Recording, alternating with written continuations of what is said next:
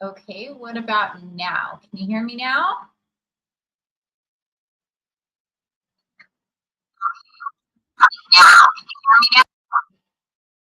You can hear me now.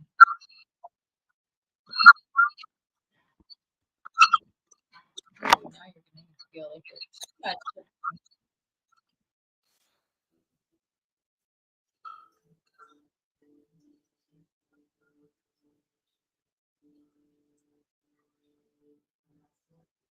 Okay. Let me see something here. Yeah, I know you can't see me. It's actually that's by design. I don't have my camera on purpose. Oops, hold on. There we go. Oh my goodness. Okay. Sorry about that, everybody. It was acting like it was all working. I appreciate you being here and being patient and waiting. No, you don't see me. And that is by design. This is the first time that I'm being guided to do a live without my camera on. Oh, I sound sexy. Thank you so much. Welcome everybody. This is going to be a very different. Hi, Sean. This is going to be on the YouTube. This is going to be a different live, everybody. I am being guided to not use my camera for this live. And this is because most likely your eyes are pretty sensitive to the light. My eyes are pretty sensitive to the light. So you feel free to close your eyes during this live because there's nothing really to look at except for comments, of course. You can leave comments. So feel free to comment away. I will be checking in with the comments. But I am not going to be on camera for this live. That came through a couple hours ago when I was in the bathtub and thinking about this live and what we're going to be doing and all that good stuff, and it just came through. You're not going to have your camera on, and I think for those of you who have been around for a really long time, oh, thank you. I love your voice too. For those of you who have been around for a really long time, I've never done a live without my camera on. But this time, that is what I'm being guided to do.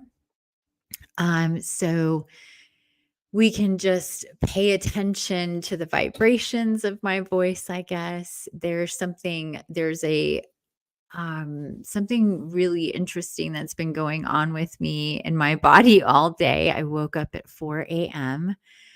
just vibrating, and that has definitely happened before, and a lot, but today was definitely different. And when I was in the bathtub and I was meditating and uh, there was this pulsing going on, and it was very, very interesting what was happening inside my body vibrationally as I was tapping into the downloads that I was getting for myself personally and for everybody and for this live. So, again, I appreciate you all for being here and doing this with me in a different way than we've done it before. Again, the idea here is for you to relax from the very beginning. You can have your eyes closed and just listen. Uh, oh, thank you. This is so exciting. I love this format, Leonessa says. Well, thank you so much. So, yeah, I will be checking in with the chat. So please feel free to chat with yourselves and with me. But you can also just close your eyes and again, not feel like you're missing anything visually anyway. And you can just let your third eye come in. You can put your eye mask on, whatever you feel like doing here. But the one thing that you don't have to do is look at me and look at the screen.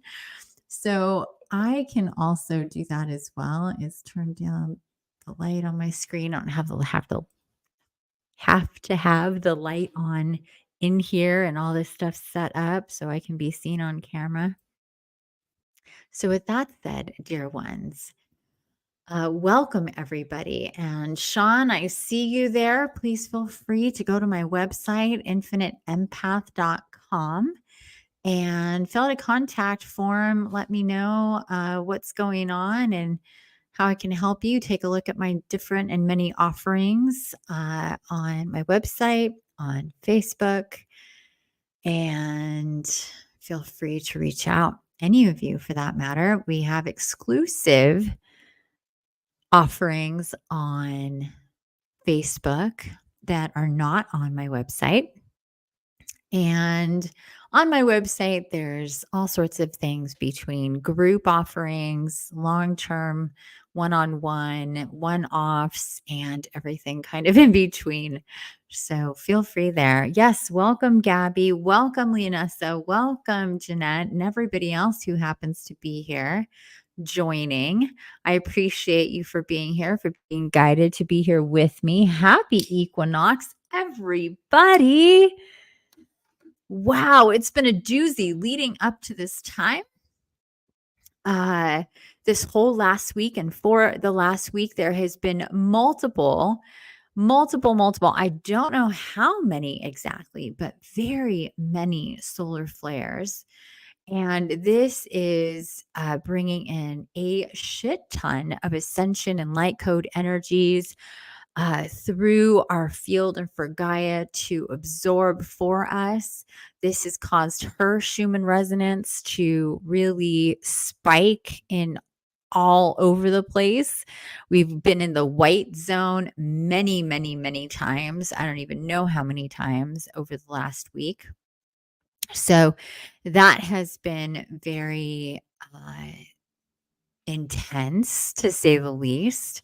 This is really turning up the heat in a lot of ways for us to be aware of what we're feeling physically, energetically, emotionally, mentally, and spiritually. And I hope that you've had that experience to some degree. I hope that you have paid attention to what's come up. It's been really intense for me on all levels, but landing here on this day on the equinox, just so high vibe, so positive, the energy, so much love, so much support, so much so many synchronicities. A shit ton of light codes and angel numbers have been coming through like crazy, just almost comically. If you guys have watched my Facebook, I've been posting there.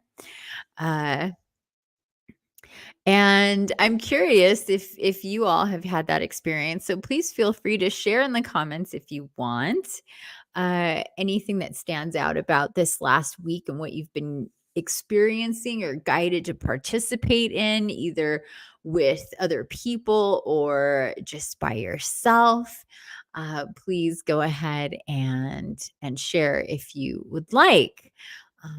For sure. And I can bring people into this. So if you feel the urge to want to join me, as you can see, you don't have to be on camera. You can just use your voice. So if there's things that you would like to say or anything, just let me know in the comments and then I will give you the link so you can join me here. Leonessa says plant medicine helped a lot with the overwhelm that I felt. Very good. And Gabby says, hi, angel numbers for sure. Leonessa says, I felt some sort of paralyzing overwhelm, but I had a truffle mushroom trip and it helped you greatly. Very good. Yes, we talked about you planning for that trip for, I believe that was on Tuesday. Wednesday. You were going to be tripping with your truffle, there, Leonessa. So I was thinking of you, hoping and wondering how that was going. I've had my microdoses, I think pretty much every day. I don't take a lot. And recently I need not so much to really feel it. I've been extra sensitive to my mushrooms.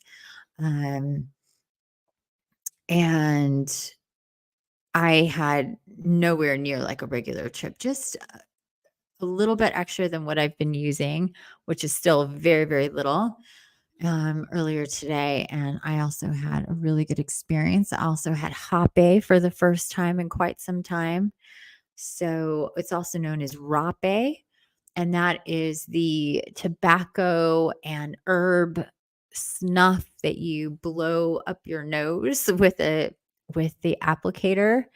It is a powder, um, plant medicine, and it goes up into your sinuses and has an explosion there, and then it finally falls into your throat, and then it activates there, and then it goes down into your lungs and activates there. It's pretty intense. Um, but that was really amazing for me as well. So I had a layered experience with my cannabis, with my hemp and herb blend, with my mushroom microdose, and with the Hape today. So that in my bath. So I did the Hape in my bath. That was perfection. I loved it. So, all of that gave me a really good experience and a download. And I want to share that with you now, what pertains to the collective. First, I'm going to read this. Yes, microdosing today also felt intense today. Oh, that's so cool. I also just took Hape before the event. Oh, great. Couldn't make it to my bathtub, but that and a long shower helped to prepare for today. Okay, good. Yeah, if you couldn't do a bath and a shower, but if you couldn't do any of it, that's okay too. However you're showing up is great. I appreciate you being here. And yeah, it really was a great experience. It was the first time with the Golden Heart Hape that I bought like 8 months ago. And it really didn't smell like anything because I have the Divine Mother Rose Hape, and that actually smells like roses. It's beautiful. But yeah, I took a basically the smallest amount, a pretty small amount. And as I was doing it, it was a whole thing. Like, I was really not looking forward to it, if I'm being honest, because the last time I did it, I took way too much and I did not have a good experience. And so that is to be observed is to go slow, take little bits at a time if you're going to do Hape. Um, and so, yeah, and I don't think I got back on that horse soon enough. So, kind of that trauma was very much there. And um, I was just not excited about it at first when I was guided to do it today. I mean, I was and I wasn't because it's been so long. And then I was like, oh boy, okay.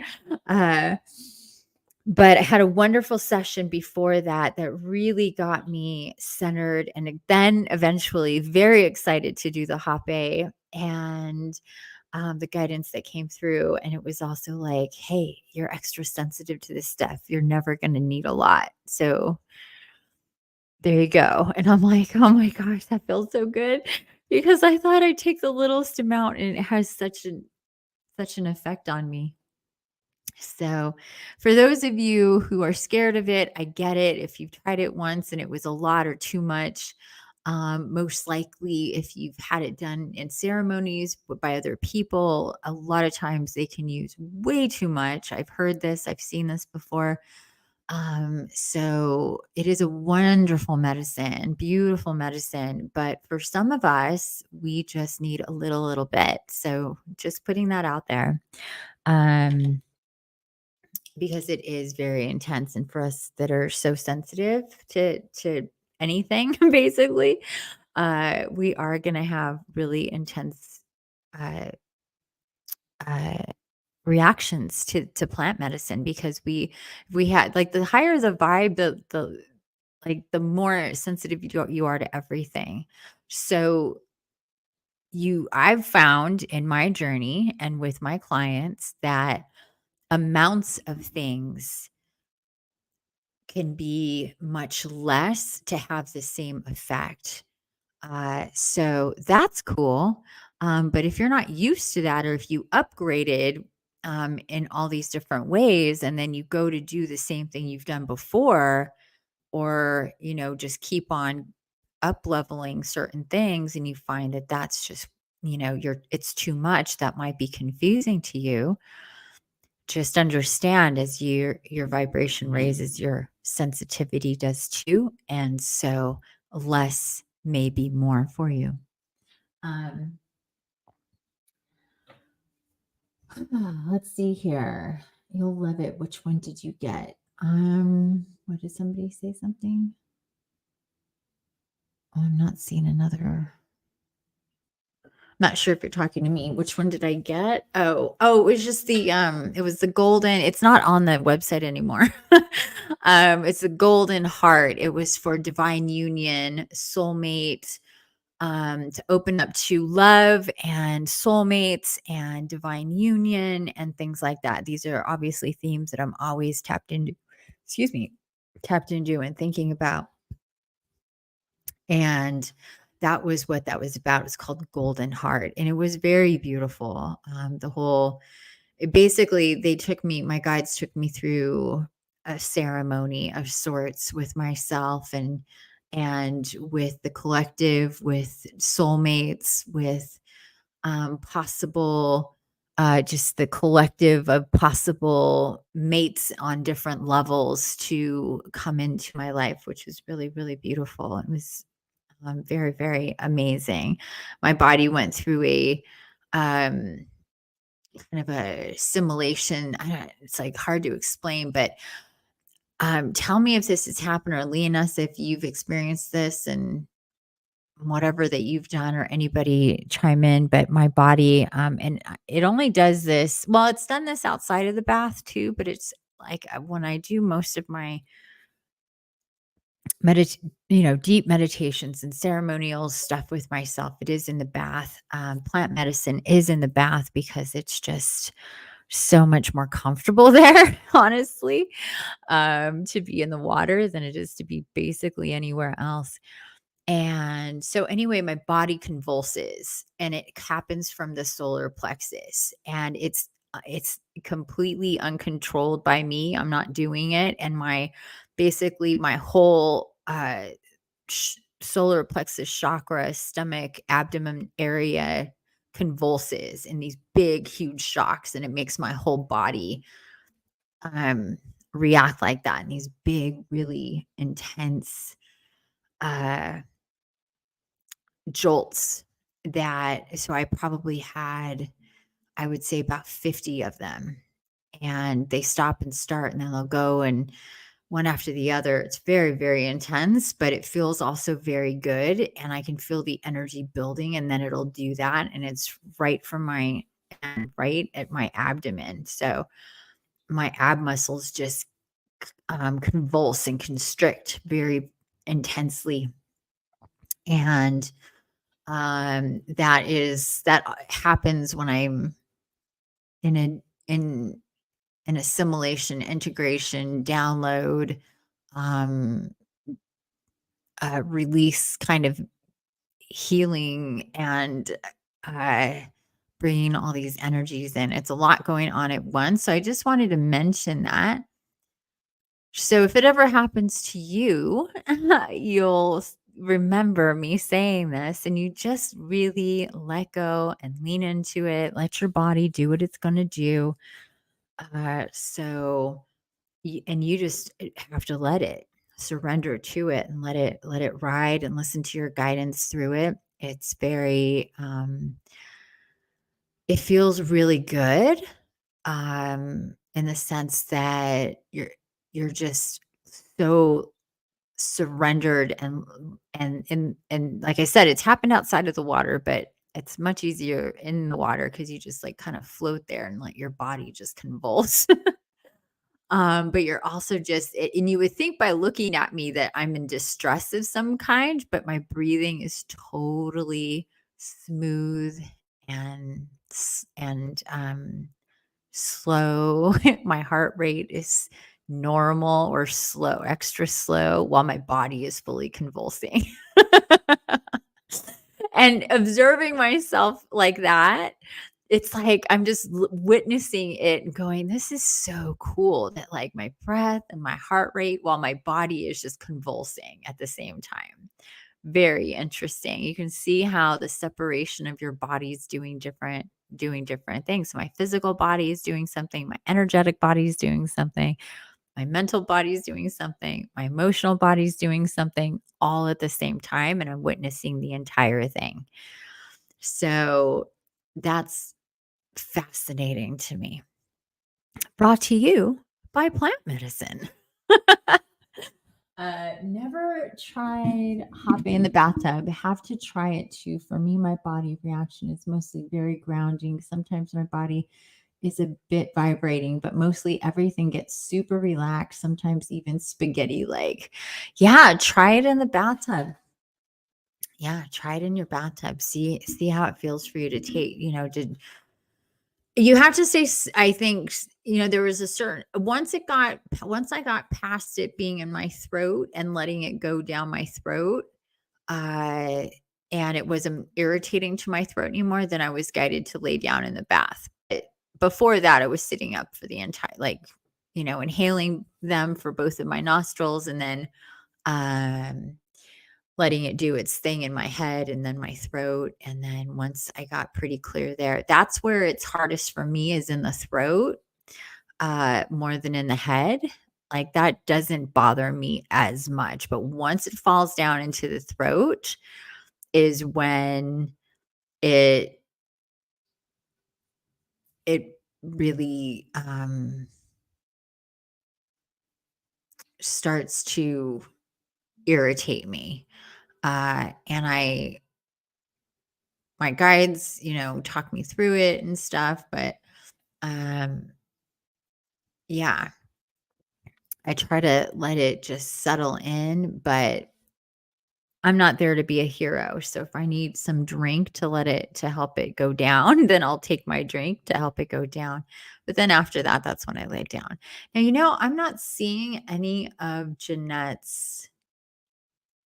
Oh, there it is. Okay. I'm like, I see Leonessa responding to Jeanette, but I don't see Jeanette. Okay. Now I do. Leonessa, I got the Divine Mother Rose Hoppe. Oh, see, but I didn't see. Oh, she must have been earlier too. Oh, there you go. I got Hoppe, but you haven't used it yet. Okay. Sorry. I missed Jeanette's.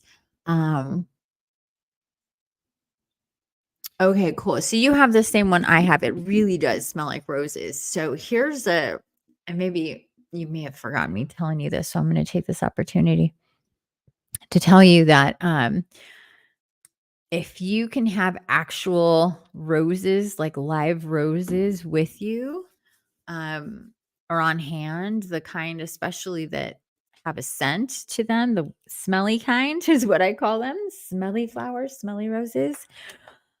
Then after you do your hoppe, take a nice big whiff of the live roses. So you have your dried roses in the hoppe, and then as it's settling in, you take a nice big whiff of your roses, your live roses that you have with you, and it's really awesome. Highly, highly suggest that. uh, um,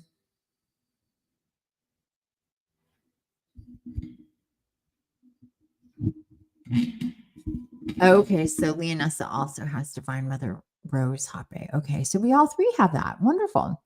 For me, the hardest part is when feeling it in my head. It's a burning feeling, but then it felt really beautiful. No, you're not writing too much. Um,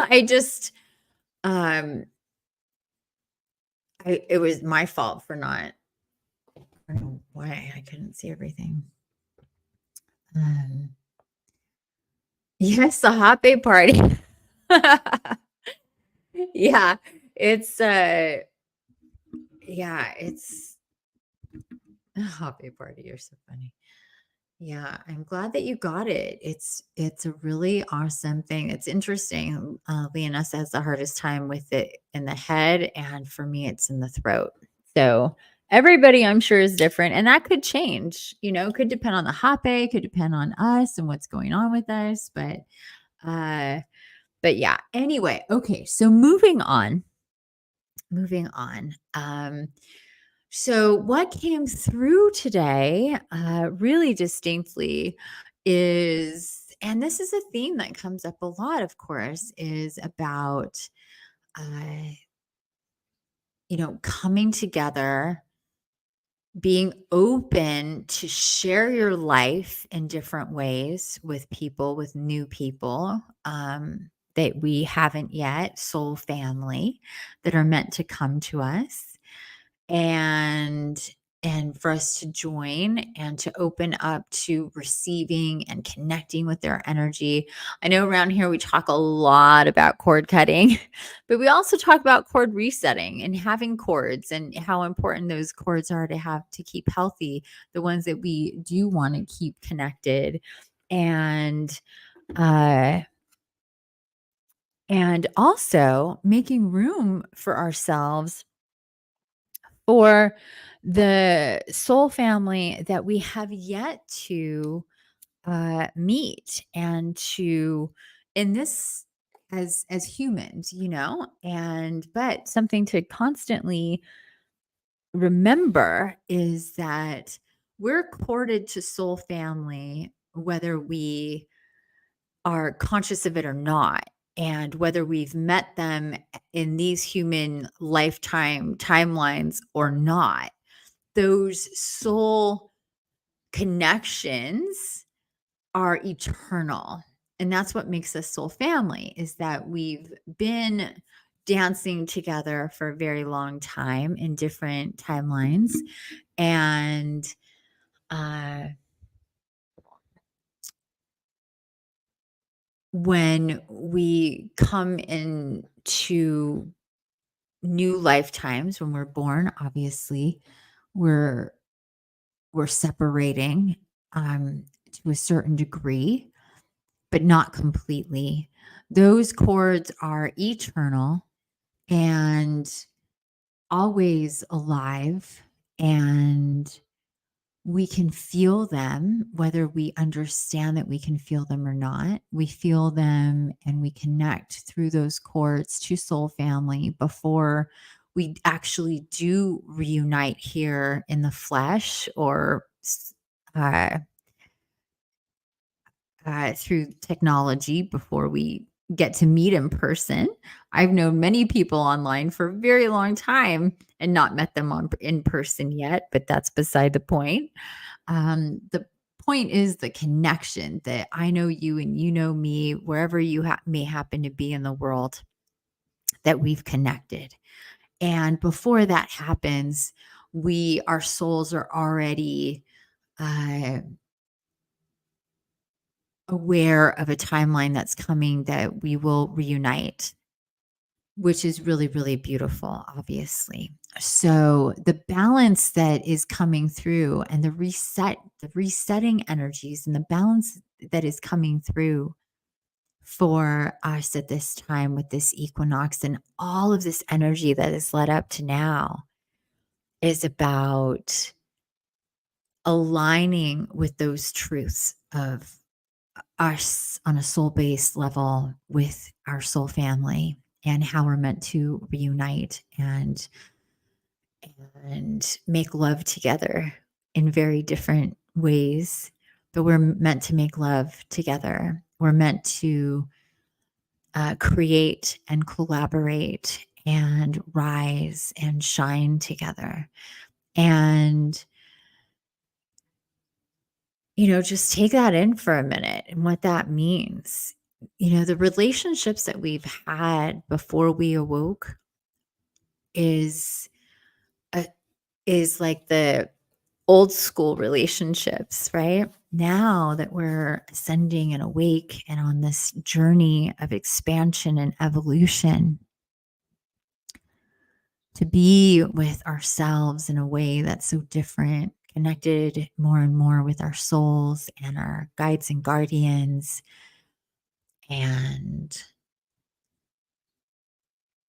our timelines and what we're meant to do in them. It's a different paradigm. It's a different shift in consciousness and how we are with ourselves, how we are with our self-care and our self-love, how we are with our truth. That's the other big theme, is truth.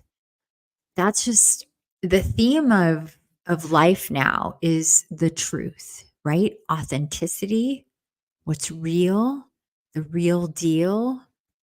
We're we don't want fake anymore. We want real. I mean, a lot of us haven't wanted fake forever, but as a collective, we are being guided, those that are asleep and those that are awake, especially, being guided to the truth of so much on so many levels. And that is a great deal of what the turmoil is in the world, is about getting to the truth and what it takes to get there, and justice and fairness and what is right versus what is wrong, setting what is wrong to right. And that therefore there's all these protests and strikes, because it's about, let's just put the bullshit aside and get to the reality and to the truth of things. And people are tired of being asleep and taking a bunch of lies and bullshit. So they're waking up and demanding the truth and demanding fairness and demanding unity in a way that is mutually beneficial for everybody. Um, so, um, yes, nice. We'll do that. We will. Oh, yes, I know we will meet live.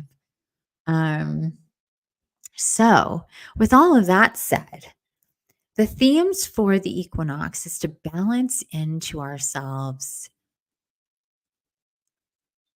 the reality of going into this last part of 2023 open to receiving on so many levels, to being in the magic of the moment, to um, committing to the mastery of our frequency, the mastery of our thoughts. And today, earlier, I posted a video and it was called something like shit talking, or are you shit talking, or something like that. This is what I was guided to talk about, is our internal dialogue about ourselves, about other people, our communication as we're talking to other people, about other people. What is that all about? Uh, that we really need to work on uh, keeping our expression and our frequency and our vibe potent in the positive charge when we're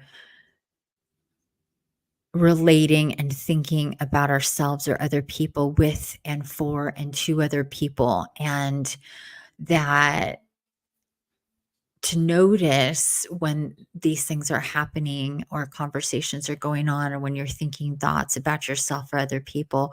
Are you talking shit? Are you complaining? Are you being negative? Are you being judgmental? I know this is not news in any way, but there's something about what this equinox is bringing, that is bringing this, like, almost like, watch yourself in a mirror as you're thinking and as you're talking. What is the dialogue? What is the purpose of it? What is the charge of it? Who does it connect to? What is it boomeranging back to you? What is it cultivating within you? And if the answers are not for the purpose of some type of forward movement in positivity, or in a way that's uplifting, then to be conscious of that and to change the script so we can remain as high vibe as possible, because like attracts like. And if we're negative towards ourselves, if we're being negative towards others, that is being negative towards ourselves in a lot of ways, because we're creating that charge. And yes, there's times where we need to defend ourselves and we need to stand up for ourselves and we need to be strong and forceful. But to do this in a way that brings awareness and truth to it, that's also part of what the collective is going on. It's not to just let things go and to be fake, it's to really pay attention to what exactly is being spoken to you and by you, and what is the purpose and the intent of that. Where is this meant to go? uh,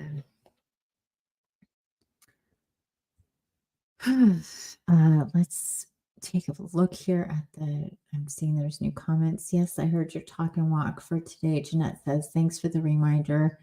And so true. Lena says that she needs to listen to it. Yeah, it's, and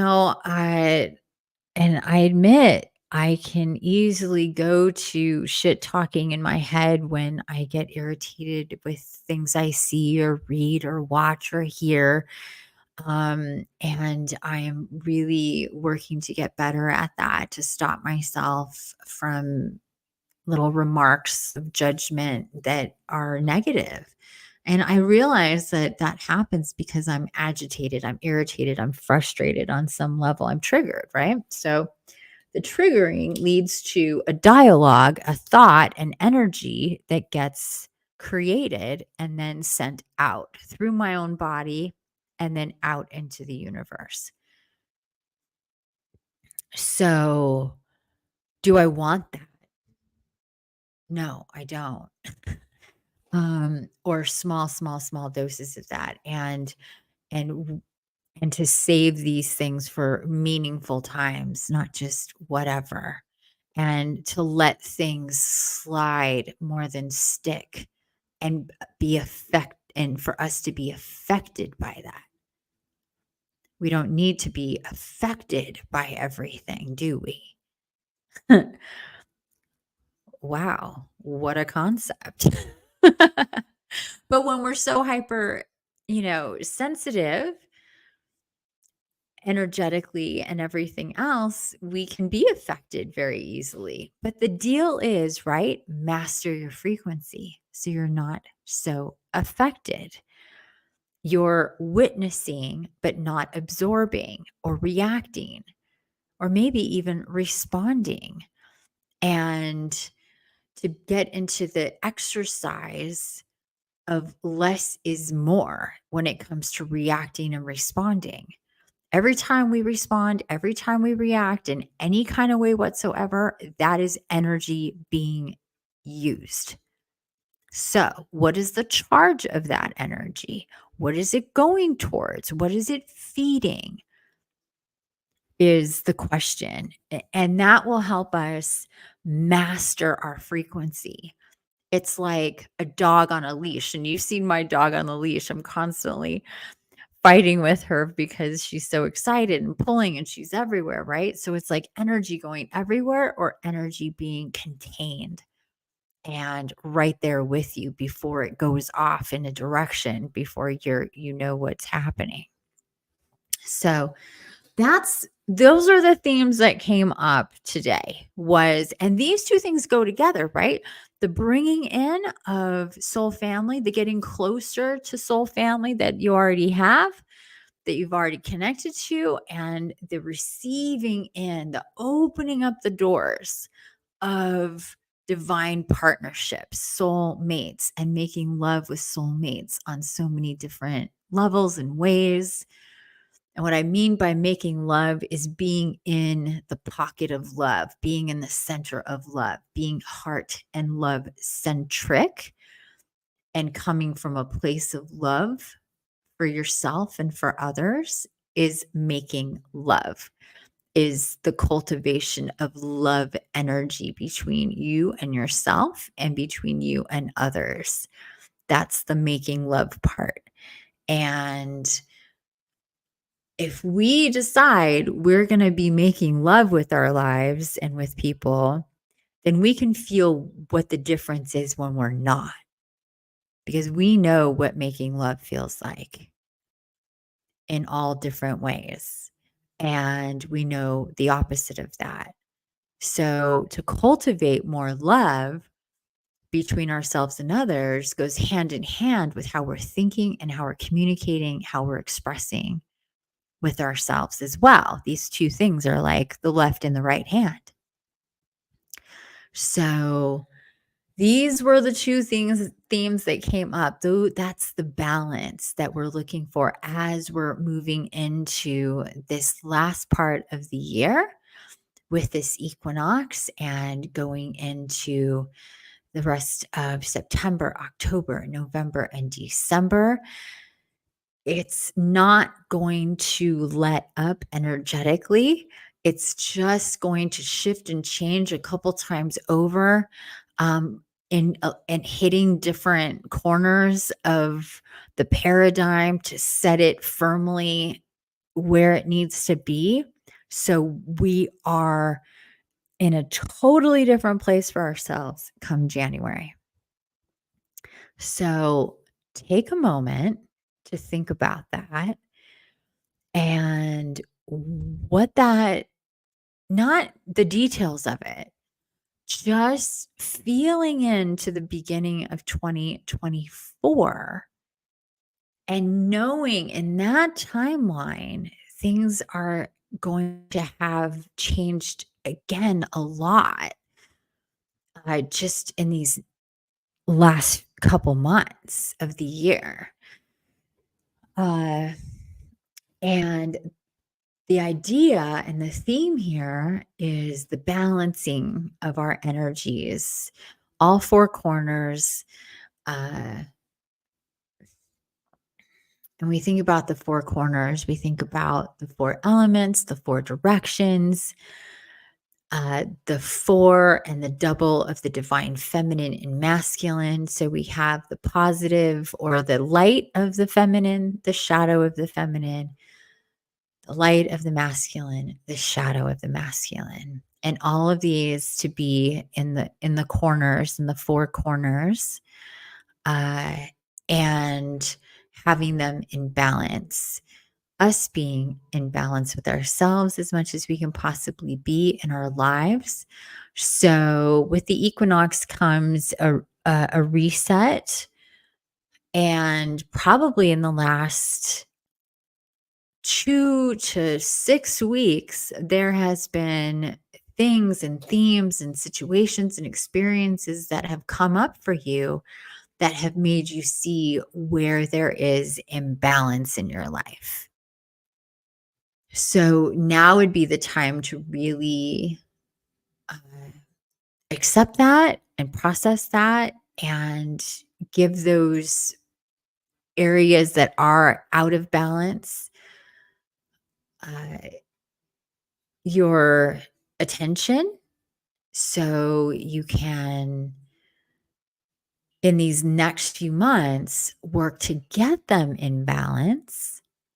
So as much of the four corners can be structurally sound as we start the new year.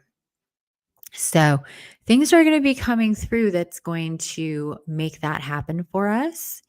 The less fear, the less illusions, the less programmings, the less projection, and the more into the now, the more into what's happening, the more into uh, what we can control versus what is out of control, and setting our space up internally and externally for the greatest balance of energy is what we need to be focused on. And those are the themes that are coming through with this equinox. Where did I put my glasses? Oh, there they are. Let me check here. I'm seeing. Well, that's a great approach and perspective regarding balance. Oh, thank you, Leonessa. I appreciate that. Oh, and she says, "Oh my God, yes, definitely. I think that's why I felt so paralyzed. Uh, I tried to suppress certain imbalances. Oh, I see. And now it just had to become visible. I'm grateful for that to come through. Good. I'm so glad. So you're seeing the theme here. There's definitely a theme here about the balance. That's one of the hardest things in life. It sounds simple. Oh, have your life in balance. that slogan, the work-life balance. Well, it's not just work and life balance, it's balance in all aspects of your life in all different ways. Um, and that's hard. It's a lot of life is a lot of juggling. There's a lot of moving parts. And so here's another way to look at your life and how to keep it and how to get it more in balance is to have less things to balance. It's simple. Have less things that need balancing. Cuz you know that I don't even know what it's called. It's not a trick, it's an ability, but where people spin plates and they have plates on these things and they spin the plates and the plates are spinning and they have to run from one to the other to keep them spinning, to keep it in balance, to keep it going. So, what's going to be easier if they have 4 plates on sticks that they need to balance or 14 plates on sticks? Then you're running back and forth and back and forth and you're never stopping because it's constant, constant, constant. So, that is part of the lesson. Inventory what you're responsible for in your life and simplify, pare down, get rid of, leave, do something different, whatever that it is. When you go, where is the balance versus imbalance in my life? Where has too much, where it doesn't have enough attention? Where has too much of my energy? What has not enough energy? Where has, where has, where have I been wanting to put energy but get pulled away into where? Where does that energy go? So that will help you understand because, if you just keep going and keep it on, then with everything that's happening and there's so much to balance, then nothing's going to be in balance because you're just running all over the place. So the less shit we have to balance, the easier it is to balance. So easier said than done because then we have to look at our lives and go, okay, then what do we need to change? Where's my energy going? Where's my time going? What is my, what are the have tos and the wants and the whatever? And what can I change and cut out or do differently that makes things be less and more in balance? Let's see. I've got another comment here from Gabby.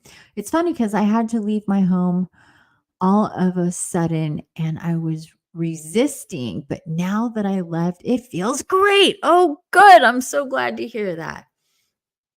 Of course. That is really common. I mean, yeah. Even if our homes are really uncomfortable, this is why people stay in relationships. This is why people don't move. So you see people like they've outgrown their home. It's uncomfortable. They've outgrown the area, whatever, but they still stay.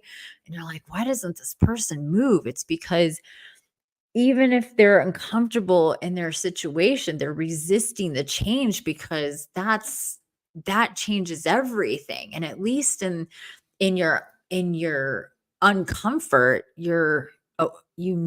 like there's the deal. There's not a whole lot of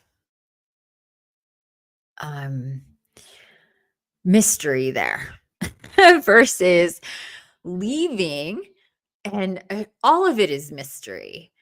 But you're right, Gabby. When we actually do get through our resistance of change and crossing that threshold to be somewhere different with ourselves, as scary as inconvenient, as uncomfortable as the process may be, whether it's leaving a job, leaving a relationship, leaving a home, going someplace different, whatever that it is, even we always go to this place to vacation and now we're talking about going someplace else to vacation. Well, we know this place and we know everything about it, but it could be anything. I normally shop at this store, but now I have to shop at this store. Oh my God, I don't want to shop at this store. I don't know it. I don't know where anything is. I mean, just the simplest shit in life. This is just how we are. We don't like shit to change. But what's so interesting about life is it's constantly changing. The seasons tell us that. Every single day it tells us that. I mean, no day is alike from another day. Every season we're in, this is what the equinox is about, is a change in season. Change is all around us all the time. Evolution is constant and infinite. And we are just humans resisting change most of the time. For various reasons, we can have that. So that's a really good observation, and I'm glad that you had that experience, sweetheart. I'm glad that you're feeling great, now that you left your house and the issues that you were having there. I'm so happy to hear it. I know that none of that was fun to deal with, and obviously you wouldn't have put that on the agenda for yourself if you had the choice, right? But here's the deal. Many times, and if we had the choice for every time to change or not to change, if it just stayed static and convenient and comfortable, nothing would change, because we would have no incentive to change anything. Why would we change things if it's status quo and everything's great and feels good, and I'm not outgrowing this, nothing's coming in to make me uncomfortable, nothing that I can't control, everything's why would we change? We just won't. We don't. It doesn't happen. Even when we need to change, we don't, because it's scary. So a lot of times we need our reality to make us so uncomfortable, and it needs to be so unbearable to a point where we just can't take it anymore. And finally we go, I need to change this. But if you think about your life and how things have gone when you've made big changes, there were always a list of circumstances that were beyond your control that made you very uncomfortable, angry, sad, whatever, to the point of abuse in a lot of cases, for us to go, okay, I got to change this shit, right?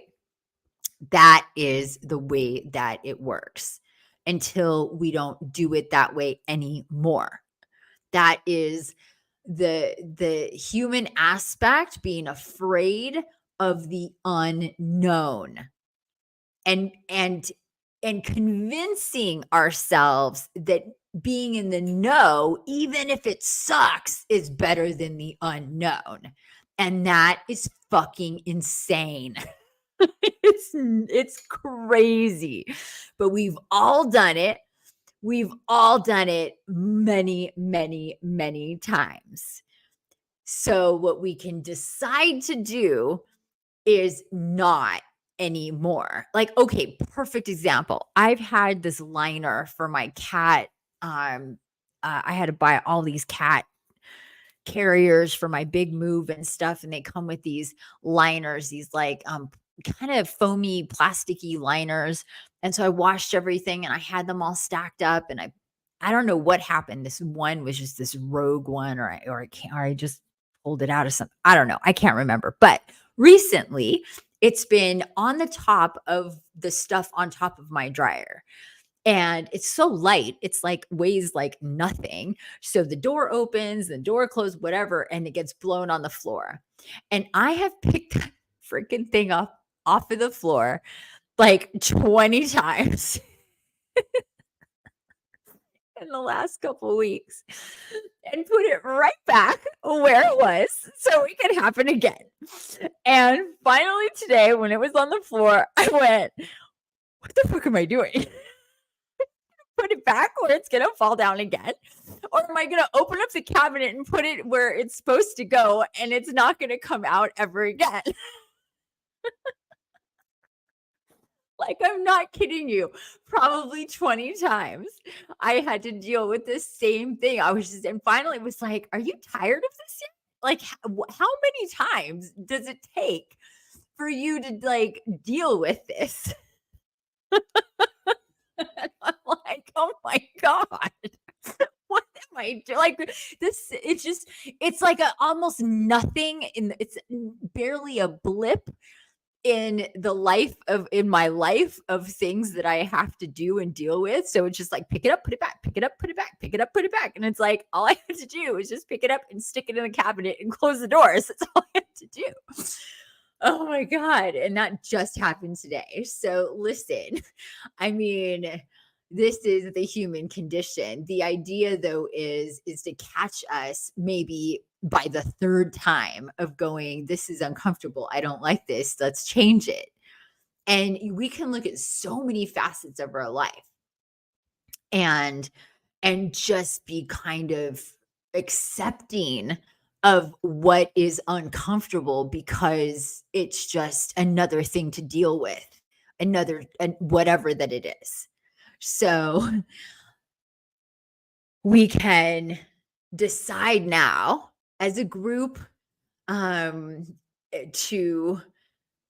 let ourselves to give ourselves permission to accept change and be excited for it and not so resistant to it, and that as awake, progressing, evolving, expanding, healing, ascending light body, beautiful divine incarnates that we are, don't need to waste our time and our energy on bullshit and things that don't work in our lives and things that are uncomfortable, and to let ourselves be inspired and motivated to move into the unknown, however big or small that may be, that we take initiative to not need the universe to make things so uncomfortable or for us to get so agitated in the repetitiveness of our actions, like my illustration just showed,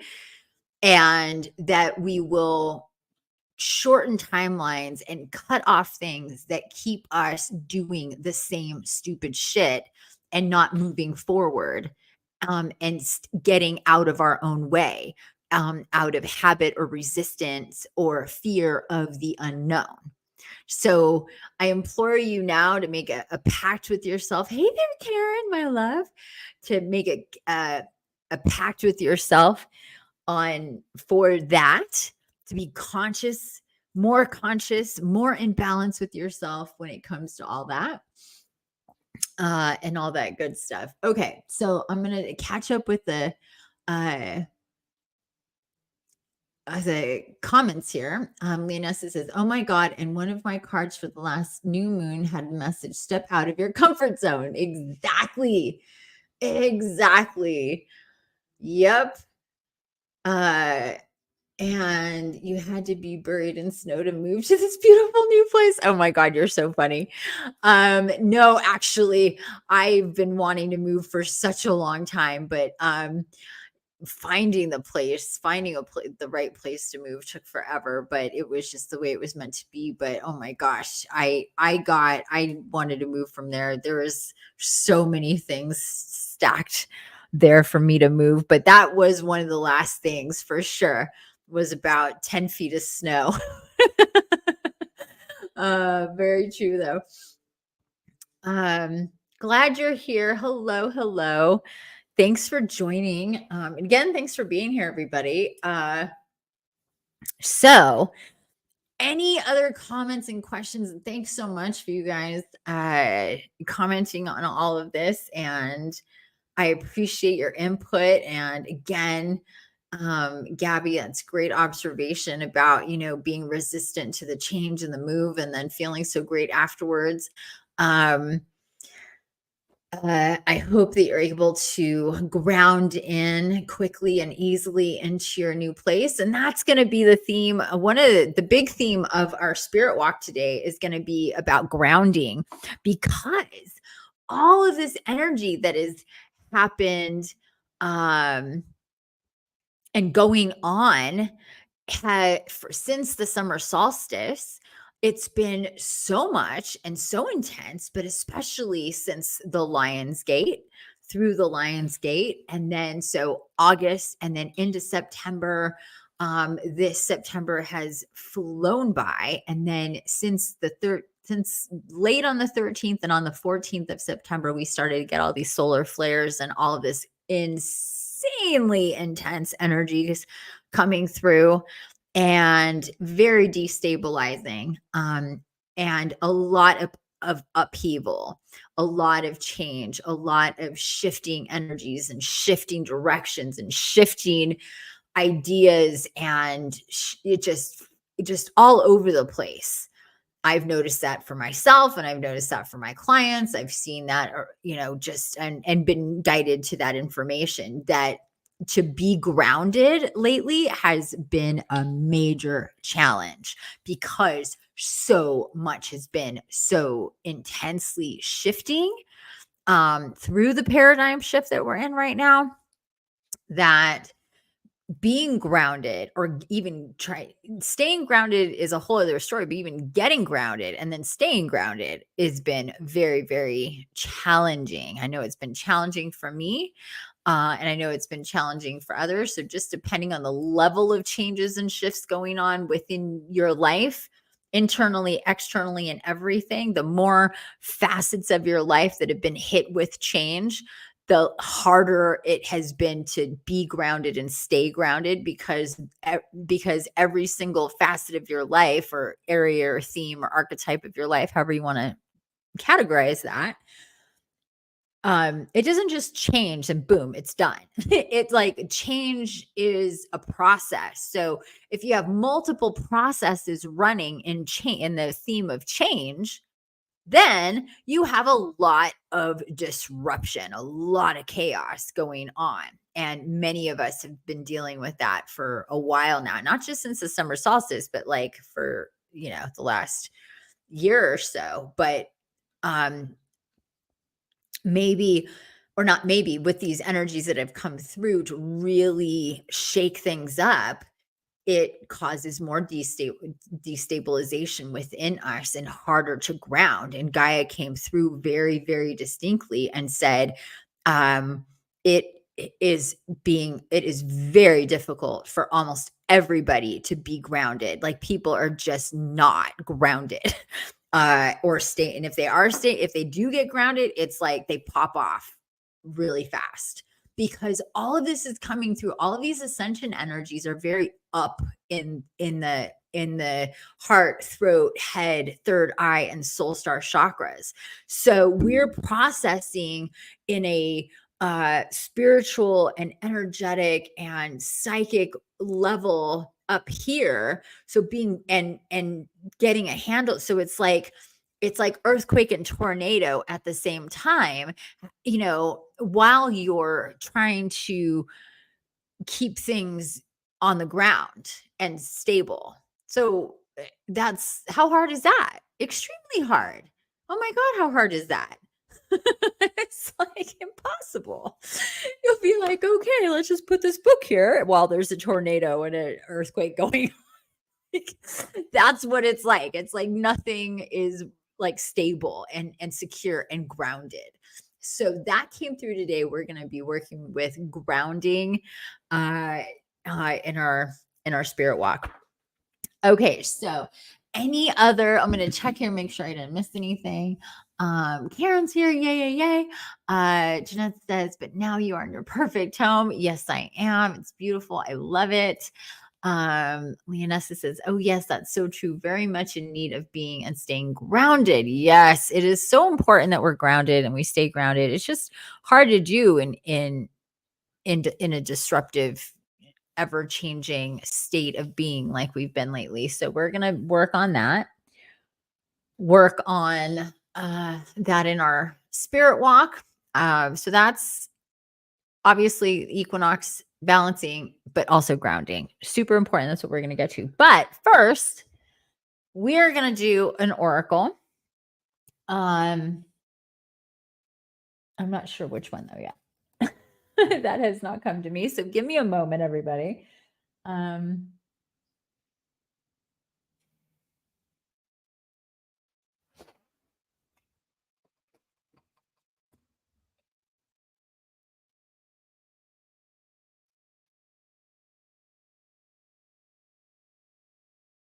Okay, we're going to do 2. It's going to be the star seed and the sacred geometry. So let me get these really quick. And I will take pictures and post on my Facebook so you guys can see, since I don't have my camera on, which is really weird, but I kind of like it. It's different for sure.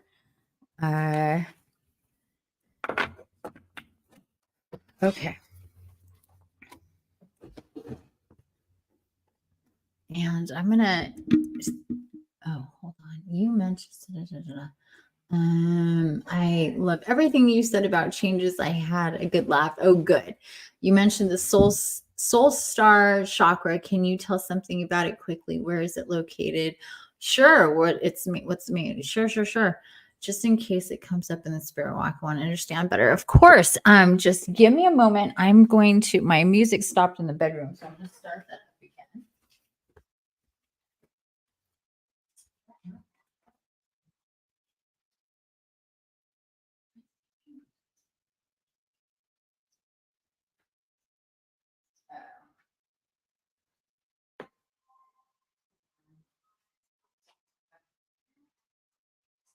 Bye-bye. Thank you. Excuse me.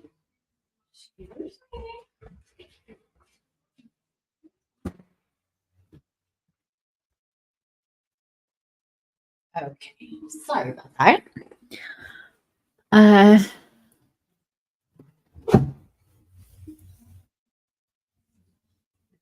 Okay, so the soul star chakra is right above the crown chakra.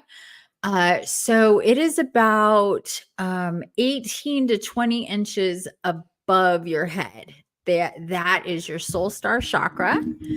And basically, like the title says, soul star chakra. So soul star, this is a chakra that gets activated, and it's been coming through to me a lot in messages over and over and over again, how the soul star chakras are being activated more and more for us, and that this is if you can just imagine this line of light. It's a very white, it's not very big, silvery line of light that coils, kind of like a rope when you put rope on the ground and it coils. But then if you can imagine the line of light going straight up. So the soul star chakra gets activated and works to connect us to our souls. And the more we're in alignment and in balance and in flow with the 6 chakras that are in our bodies, the root, the sacral, the solar, the heart, the throat, and the third eye, then the more the crown, and then the soul chakra, soul star chakra. The other direction for grounding, Gaia is pointing out, is the earth star chakra, which is below our feet. About a foot below our feet is the earth star chakra.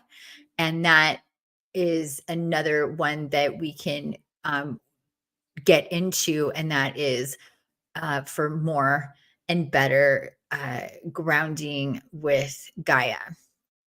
But those ones that are way outside the body are not the easiest to, connect to and work with if we're not in alignment and in balance with the with those 6 that are in the body. So by, I guess, what's the word? By default, it's about really concentrating on the body and the internal uh, chakras first, those other ones will just naturally come into play. And you don't necessarily have to get into and work with those necessarily. They will automatically work and activate. But again, coming from the core and going up and out. So uh, it's a progression, if that makes sense, from the root up. And then once that is stable, in flow, in balance, again, that word balance for long periods of time, where we're not to say we're just got done talking about upheavals and destabilization and paradigm shifts. It's not about how stable your life is, it's how stable your energy is. Those are two different things. They do coincide 100%, but it's about meshing these things together and having that stability. So then the higher your frequency is, the more that your energy body and your life force can get bigger, all the way around.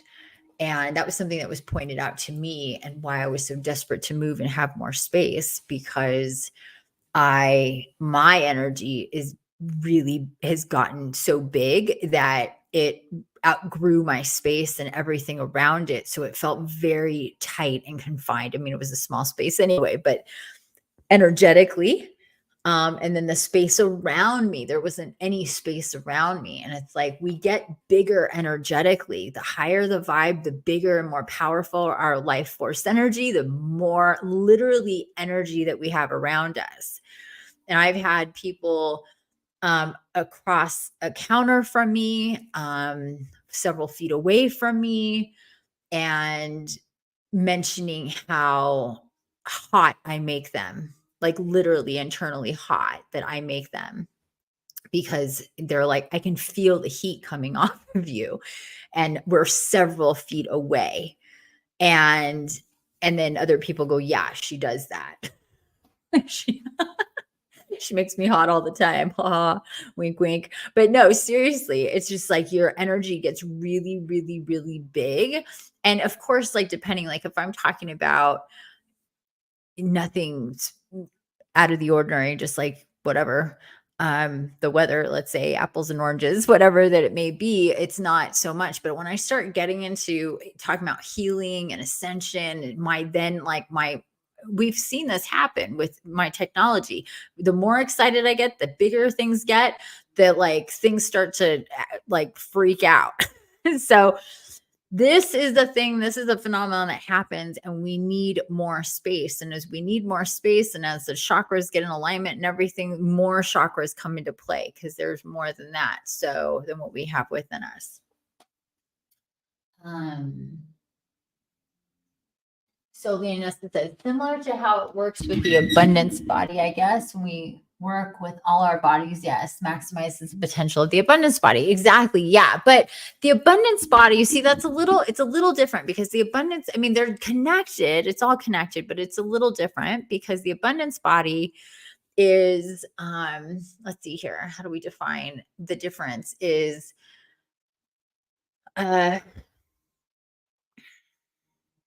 your stability and your clarity and your health of all of your bodies, mental, emotional, physical, energetic, spiritual, the health and the clarity and the less amount of fears and traumas that you're corded to, that you're running, um, uh, all equals your vibration.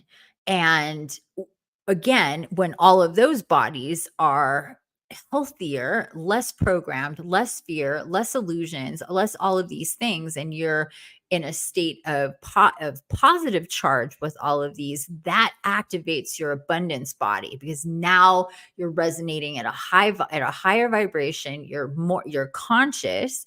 You're not running all these programs, not running all these fears and illusions, and your abundance body can activate, and that's where you can manifest and magnetize and really do some magic with yourself. once all of those other things happen. So yeah, I mean, it's very similar. It's just the effect is a little different. I mean, the the magnetizing and manifesting and all of that comes into play even more when you're soul connected. So it is all definitely connected. It's just kind of different sides of the same coin. I hope that makes sense. Um,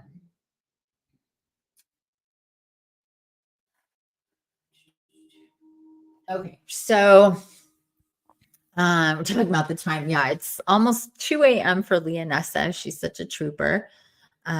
We did skip our divine child shaman circle today because we were going to do this and we wanted to not be so tired for it and prepare. Um, so yeah, so hopefully you're doing okay, my dear Leonessa. I know it's late for you. I'm going to start shuffling cards now and let me know if that answered your question about both of those things. I love your questions. They're great questions. Okay, but I'm starting here with the Starseed Oracle. Okay, she says, okay, yes, definitely. Thank you for the explanation. Perfect. You're very, very welcome.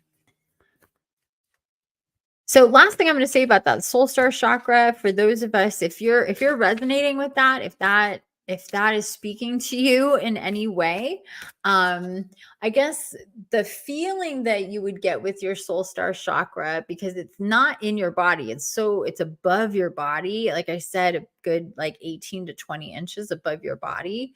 Or maybe not that much. Yeah, it's about 16, more like 16 to 18 inches above your body. And the way that I started to feel it is like a very light pulling from around my head, just going up. And it's like, it's like not at crown chakra because it goes up like through the crown chakra. It's a very like hard, I don't know how else to explain that, but it's just kind of like a slight pulling up, and I feel like the top of my head is just like kind of light and lifts up. And it's not like that all the time. It's when I'm tapping in and when I'm really thinking about it, when I'm being guided to think about my soul star chakra and tap in with that and connect to that energy, that I'll feel that sensation.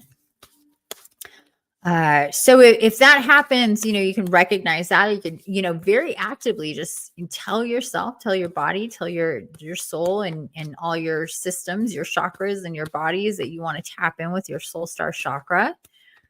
And like I said, it's like coiled but it goes up, and then it's very silvery, very bright silver in color, and that like metallic-y type of look and feel to it. And it just goes straight up. It's like infinitely up, just this line of light that just goes straight up. Okay, so there we go. All right, let's do this oracle, my loves. Let's see what we get from the Starseed Oracle.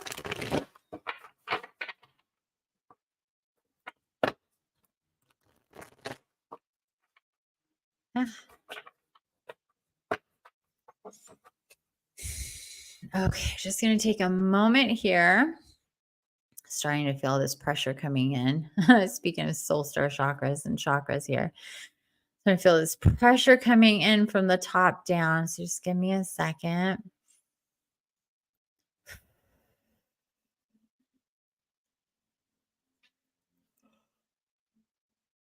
Oh, the yawns and the ear popping is starting.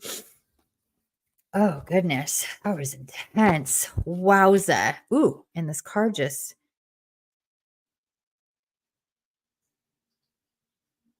His card just, I don't even know how it popped out, but it just popped out. And I don't think I've ever seen this card. This does not look familiar to me at all.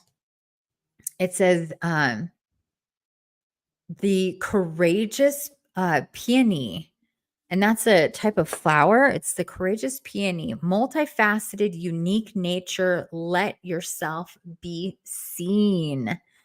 Okay. Beautiful. Yeah, that was really interesting.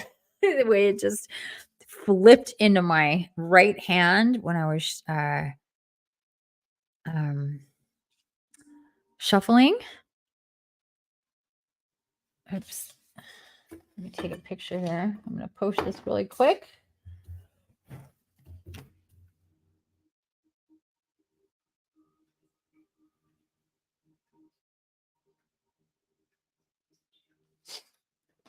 Okay.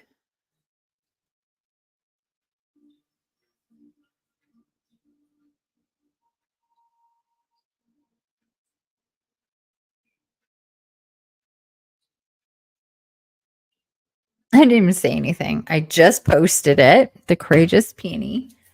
Um, I just got a whoa, I just got a wave of energy. That was really, really, really intense. Um, I keep wanting to take off my glasses, but then I need them.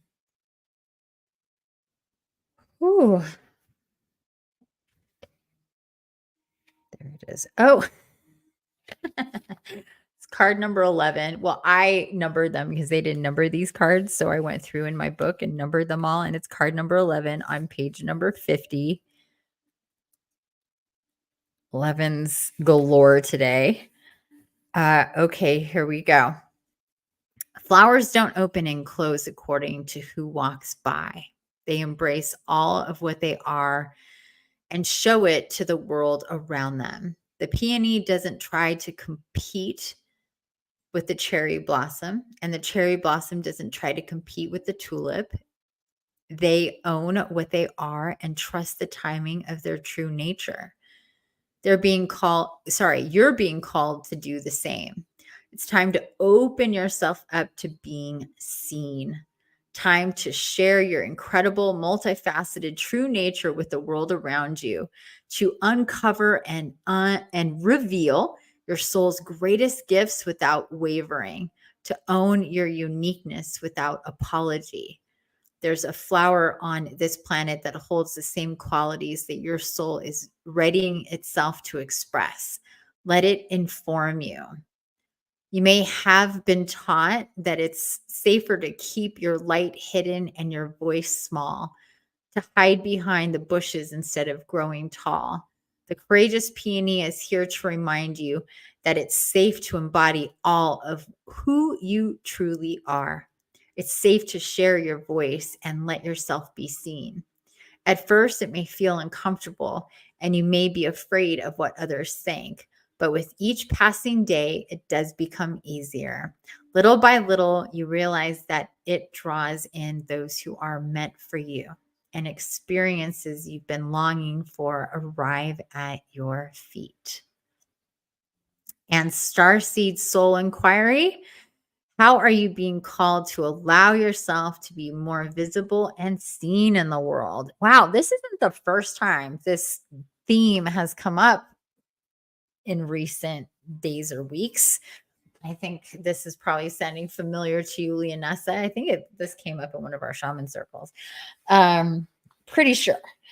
Not this card, but this theme, almost exactly like it, which is very interesting. And it's very interesting given that we talked about bringing in soul family and connecting to soul family and expressing ourselves in a very intentional, truthful, divine, loving way, right? Making love through our expression, through our connections and our collaborations. And this is very much along those lines. Let yourself be seen, be your extraordinary, beautiful, unique self in the sense that you're stable and you love yourself and you want to express yourself and be seen and not hide behind anything. No masks, no illusions, no costumes, no bullshit. Just you being you, the truth of who you are. And yeah, it's scary. I was guided to do that about myself and who I am. As many of you know, as an archangel incarnate, and that is not normal. And very odd and weird and scary, and to be this like divine incarnate with all of these abilities and doing all this stuff and stepping into myself and allowing for the truth of that to come through has taken years, and I'm still not done, but I'm way more comfortable with myself obviously than I ever have been, or else I wouldn't be where I am. And yeah, there's been challenges. There's been a lot that had to, like low tide, just out to sea. Goodbye. Goodbye, everything that makes sense in my life. Out to see you go.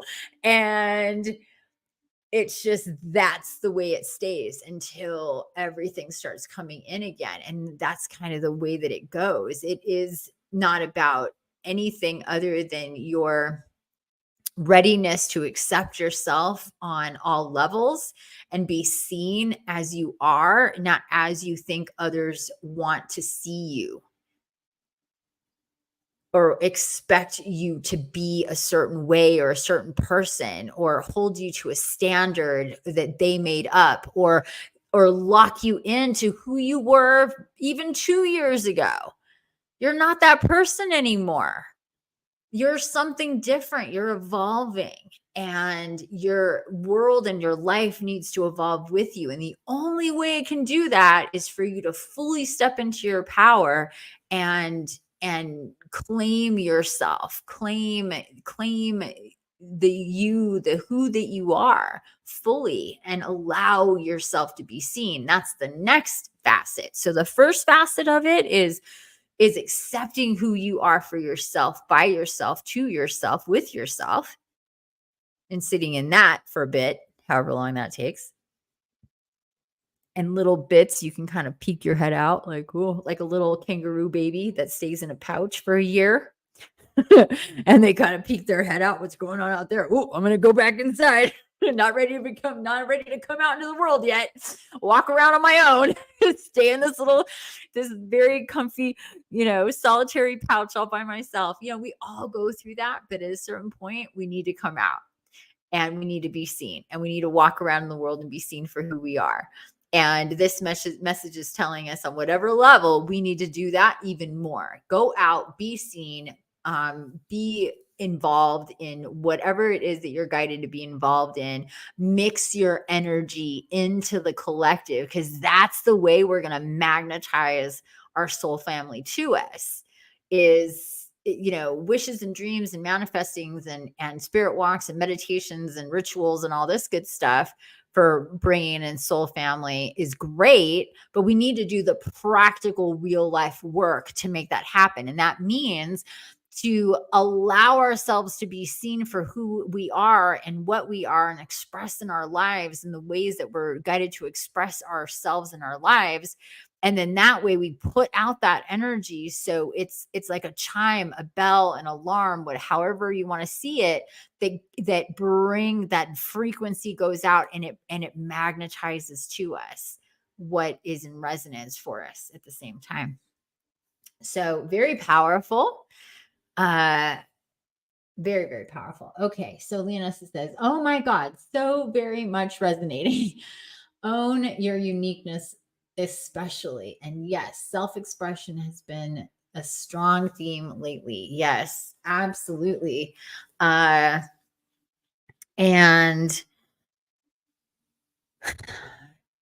just recognize, I think the only way around this is to recognize when you're holding back, when you're resisting. We talked about all the change and stuff, so I'm not going to reiterate that, but that's part of this too, is the change in who you are and expressing that. So when you feel yourself resisting, and when you feel yourself stalling or whatever, just tell yourself you're going to recognize, you're going to pay attention to yourself when you are in fear in whatever way of being you out in the world and connecting to more people. What is your resistance? What is your fear? Because that's the only way you're going to get past that, is to walk yourself back to that root as to what is the problem, and then eliminate that seed again and again and again until it doesn't come up for you anymore. And it does work that way. It doesn't just take the one time to deprogram, to eliminate a fear or a resistance to something or a block or a trigger. It takes multiple times. So you have to, that's why it's so hard to evolve. That's why it's so hard to heal, because it's not just one and done. We have to do it again and again and again and again. Then we reverse engineer the habit of the resistance. And then it's not a resistance anymore. Now we've completely changed that. We've eradicated that response. And now we have a different response because we've decided to fix that about ourselves. And it's not easy. It takes, first, you got to decide you're going to pay attention to what's going on. You're going to do some self-examination. You're going to find out what that's about. You're going to work with yourself and your guides through it. You're going to do whatever you're guided to do to heal that. And then again and again. So that's a lot. Lena says, oh, wow. Yes. So very much in alignment with what I received as one of the messages during your trip. Fantastic. And Gabby says, my therapy session today was very much about this courage. Well, good. I'm glad that we're on theme with everybody, because this is definitely a thing here, and being courageous with yourself, and just the intention and the act of wanting to release yourself from your own bonds of illusion will make this happen. Because that in itself shows that you're conscious and awake and striving for your evolution. Just the desire to do so. This is why we say, ask and you shall receive, and why that works so well, and why that sounds so simple, but it's true.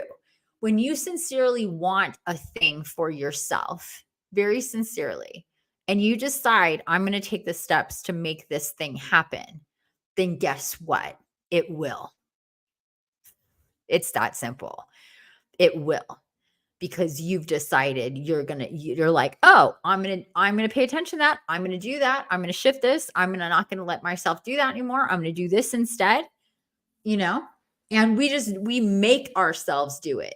We make ourselves do it, because who else is going to do that for us?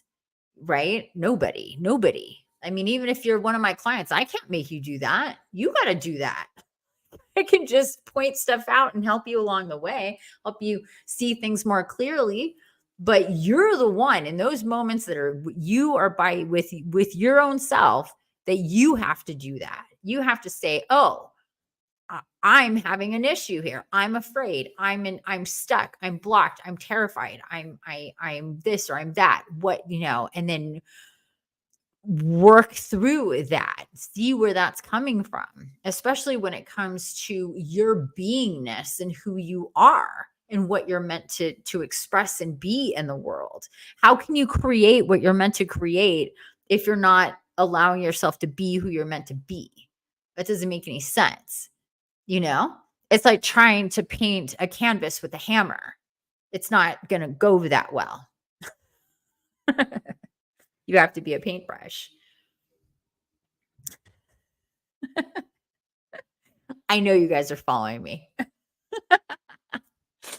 I think for me, it's especially about my fear of my energy field being threatened when exposed. I want to protect it, but that's also holding me back. Very true. Very, very true. Oh, yes. I think it's the trauma, because I got sick because my energy field was invaded, but now I'm in a completely new position, but the fear is still here. I need to work through that. Thanks for pointing that out. You're very welcome. And that makes sense. All of that makes sense. When you've been invaded, and then you have to deal with that invasion energetically and whatever that does to you, then you're going to be like, okay, well, then I'm going to build 5 feet thick walls instead of, open doors, or whatever it is. You just decide, boom, I'm going to protect, and I'm not going to mingle in with other energies, because then I'll get invaded, and I'm going to do this because you're afraid of being invaded again. But here's the thing. the more in control you are of yourself and your energy, and the more that you really step into yourself, the easier that it is to block off the energy from those around you.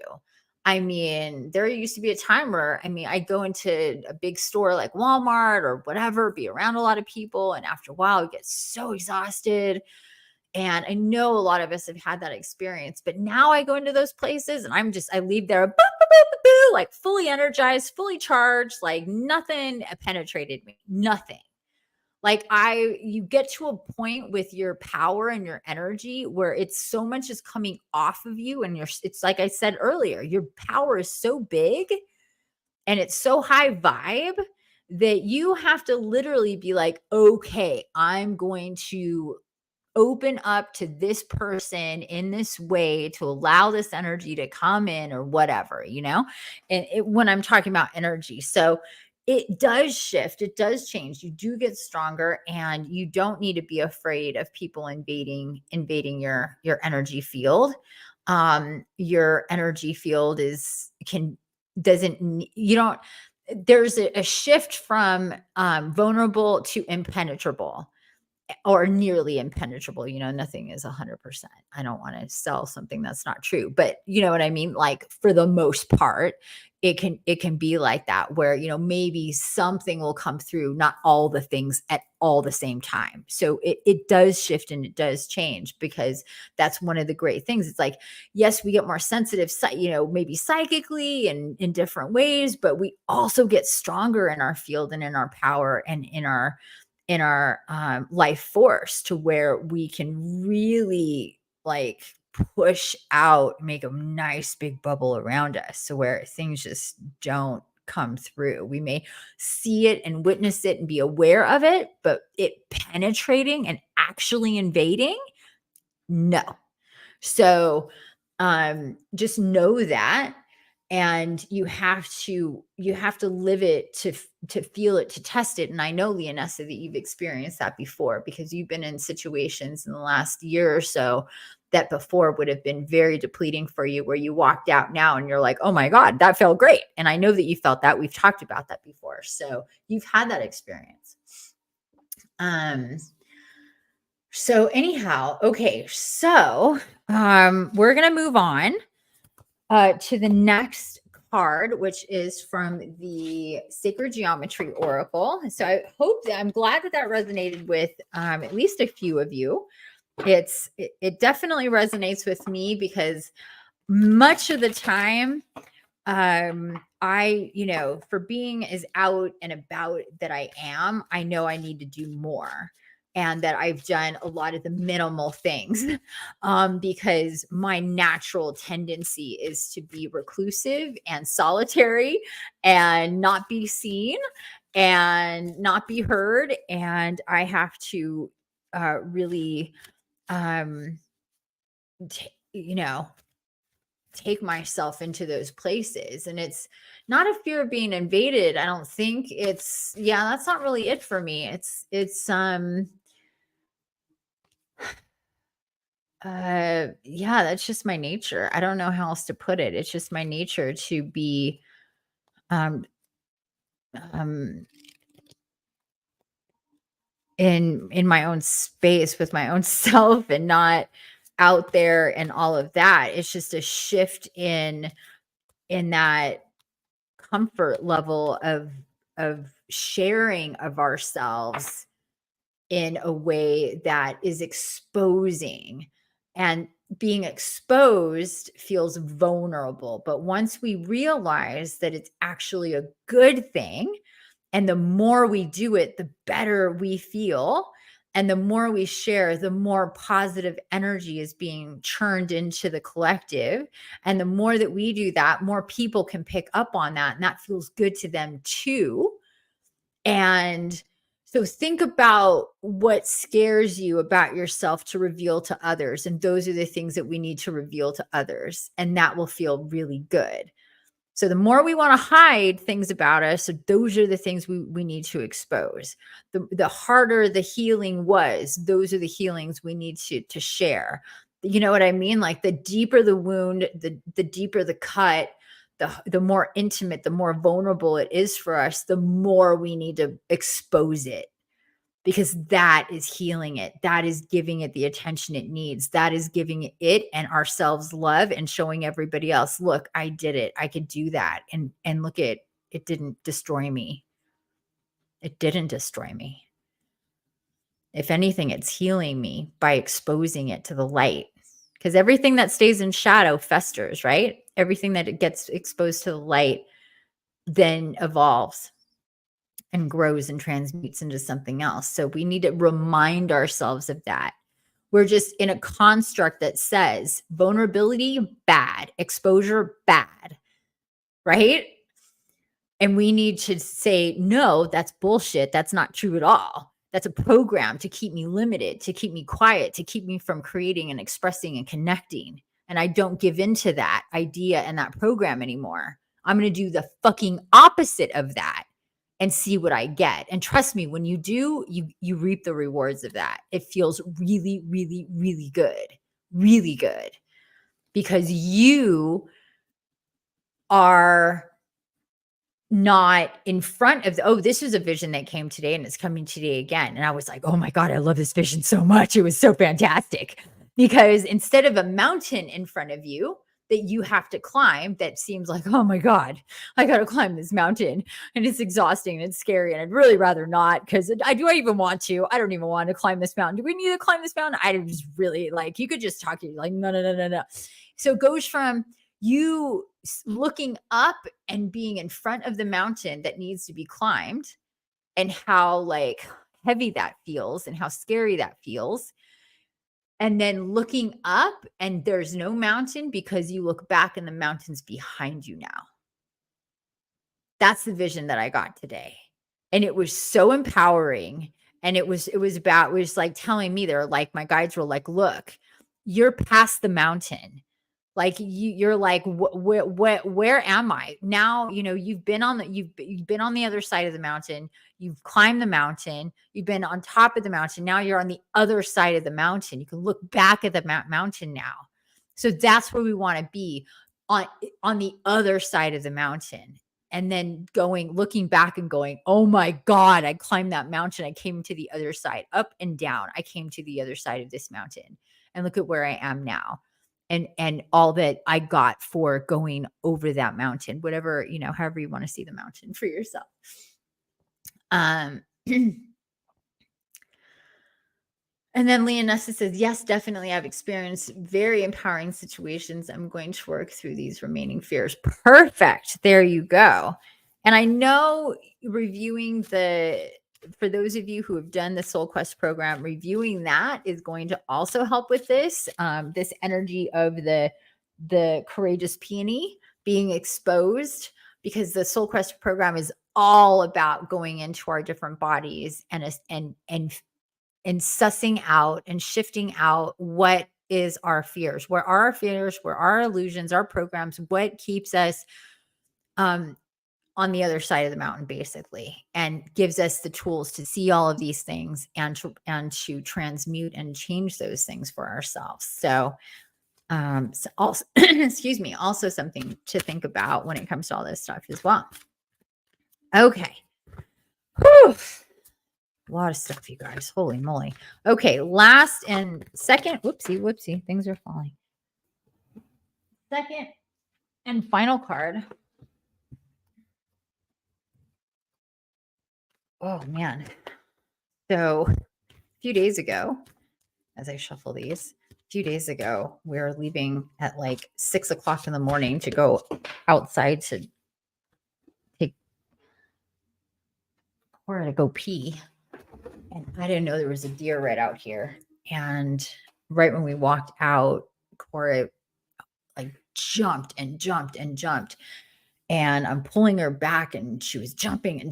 She's very, very strong. She's extremely. Oh my God, this card. I'm so excited. You're going to love this, you guys. It fell on the floor. I didn't even see it till right now. Anyway, she ended up ripping my stomach muscles. And I didn't realize it until hours later, when it really, really started to hurt. And I was like, what is happening?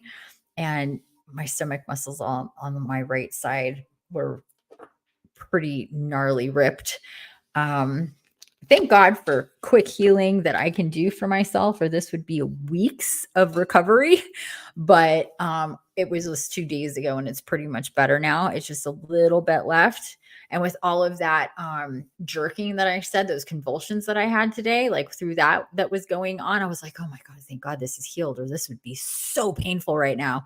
But that kind of just like the 10% that I'm still healing is just a little bit sore. So bending over right now, I was like, oh my gosh. But yeah, she really did a number on me the other day. So, my loves, the card that came out today is card number 3, love frequency, self love, soulmate connection. I shit you not. I swear, it's one of the times like I wish I had my camera on right now because you guys could have seen that. But that is the card that fell on the ground. I'm going to take a picture of it and share it on my Facebook. Sorry about the noise. There's paper under here. I swear on everything that I love. This is the card that came out and fell on the ground. I can't make this shit up. And I'm not sure. I know I've seen this card before, but it's also been quite a while. I really can't remember the last time I've seen this card. Oh, did I not post it? Oh my gosh, I guess I didn't post the card, you guys. I'm sorry. Nobody said anything. Oh, I didn't post it. I was all confused. Anyway, the first card is now posted. Oh, I could have just posted them both together. Oh my God, I'm such a dork. I'm going to post them both together right now. Don't mind me.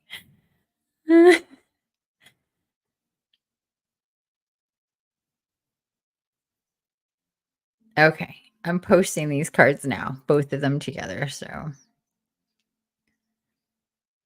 that is so funny. Yeah, I thought I did. I thought I posted the first one a long time ago, but it just sat there. I don't know. Facebook has been really weird today. There's lots of weird things going on Facebook today. But I think that, some of it could be user error. That has been known to happen. But let's see here. Should be. Yep, there it is. I'm going to delete this one. So we just have the one. So we have these two cards together, the Courageous Peony and Love Frequency, Self-Love, Soulmate Connection. Holy moly, do we have a theme going on or what? No joke about it. I can't make this shit up, you guys. As you know, you can see them. Perfect. Card number 3, and 3 is like nobody's business. So 3, it's a master card for this deck, the awesome Sacred Geometry deck. Self-love, soulmate connection. As we were discussing this earlier, everybody, self-love, soulmate connection. I love you. Love frequency is here to remind us that to live an amazing life and accomplish what we have come here to do, we first need to accept and love ourselves. Each of us needs to look into our inner core and into our hearts, see the beauty and love within ourselves so that we can work to its highest potentials in every aspect. Remember, others will treat you the way you treat yourself. To draw on this vibration, we have to find the love comfortably within. Love of self is such a pertinent aspect of everyday life. But how many of us actually stop and look in the mirror and see the true beauty of our soul essence? Do you stop and say, I love you to yourself? Do you see the true and pure essence of your spirit and all you are and what you have to offer yourself? Does your heart sing? The biggest gift we can give is to love ourselves unconditionally. This template is not only about the love of self, but the love of a soulmate. We all have a number of soulmate partners, whether it be a lover or a friend. When the connection is made, it is a knowing that is felt in the depth of our heart and soul. A mirror image is found and formed. Sacred geometry. The sacred geometry of this template is the Vesica Pisces. On the first day of Genesis, Spirit decided to create an aspect replica of itself, a mirror image. Excuse me. Within the perimeter of the sphere, a second sphere was created in exact likeness. The Vesica Pisces VP was formed. The VP is the area where the two spheres overlap. The area in the center is light, and light was created through sound. It is also representative of the all-seeing eye, the eye of God, and the eye of Horus. The symbolic intersection can be a representation of the common ground or mutual understanding between individuals and its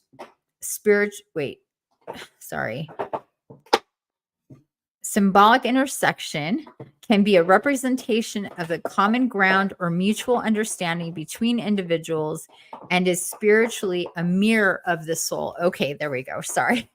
And I need to take whatever that is away from my dog because it's really loud. I'll be right back. What's that? Are you being loud on purpose? You want to go outside? Hold on. Come here. Come here.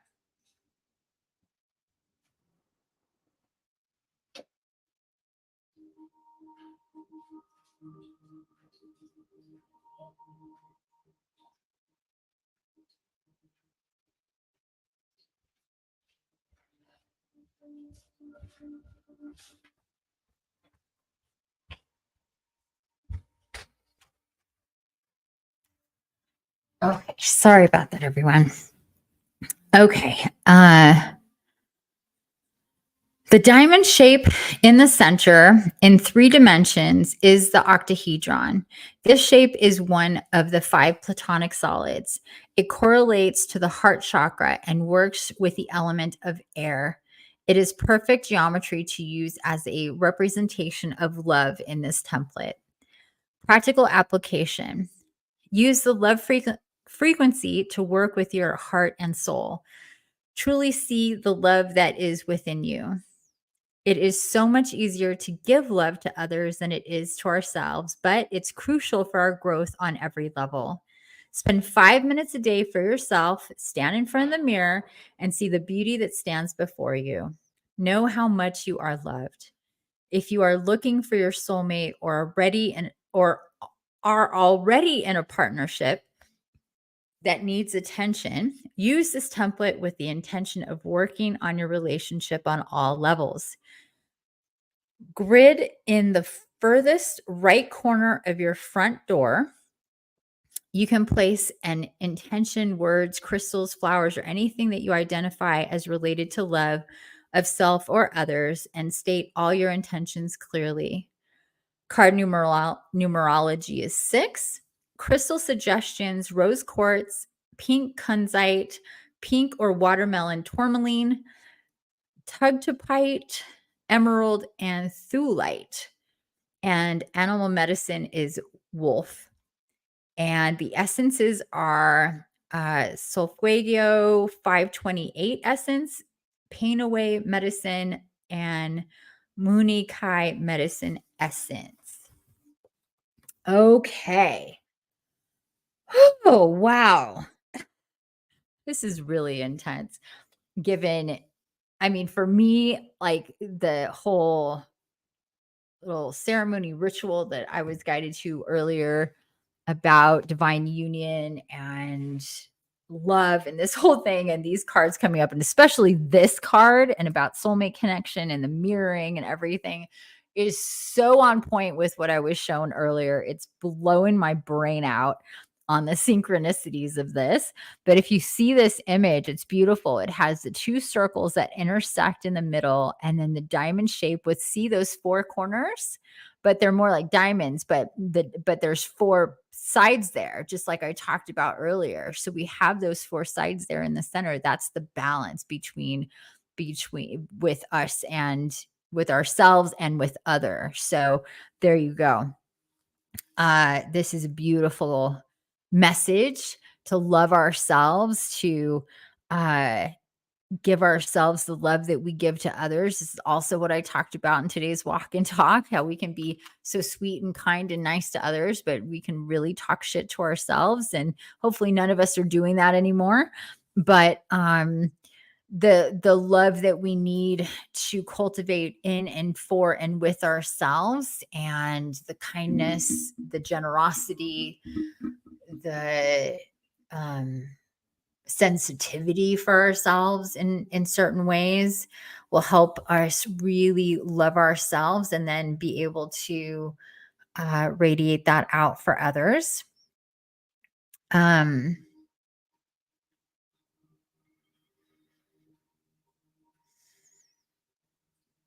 so I feel like we've talked a lot about these things already. I don't have much more to say. Not much is really coming out here other than to spend some time looking at this image on this card of the love frequency card, because it's absolutely beautiful. It's got the DNA strands that kind of turn into human figures that are holding on to each other through these circles, and the diamond in the center. It's very beautiful with the green and the red, or is that like a fuchsia color? It's really, really pretty. Um, and this, the self-love with being courageous and being um what was that, like exposing yourself, and all of that all ties together so beautifully with this energy. And again, the heart chakra, opening that up, receiving love, uh and that's the hardest part. And that's what this card says, is it's much easier to give love to others than it is to allow ourselves to receive love. Um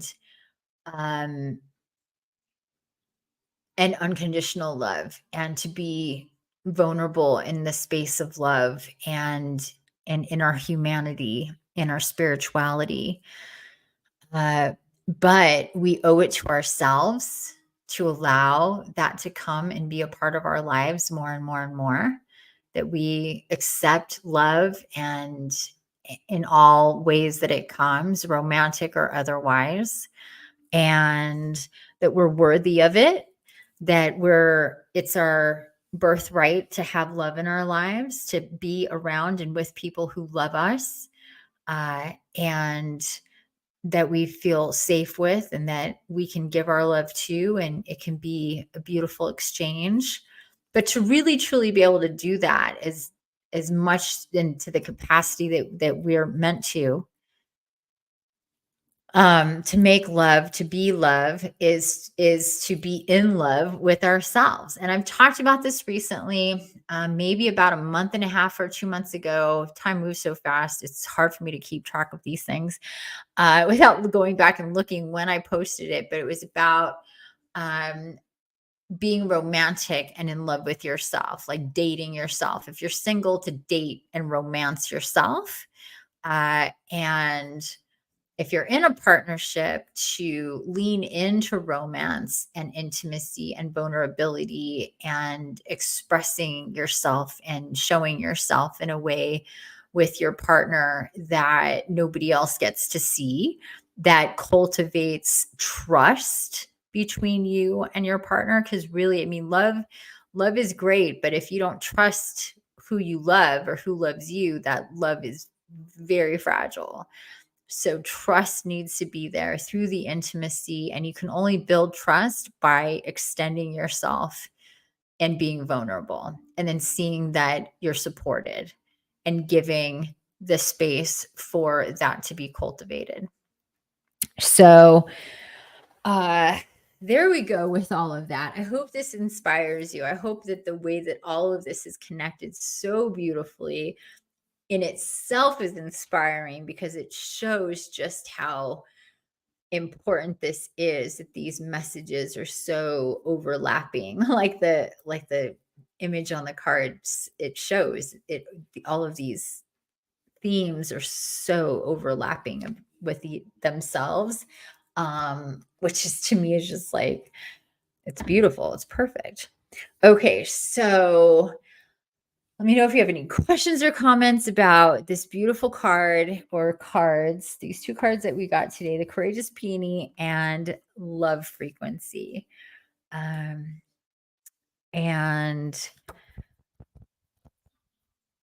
yeah, I guess that's it for that. Okay, so we're going to move on.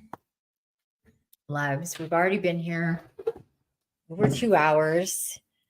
Time flies when you're having fun with your soul family, as always. I am, again, grateful that you're here. And, oh, thank you, Leanna.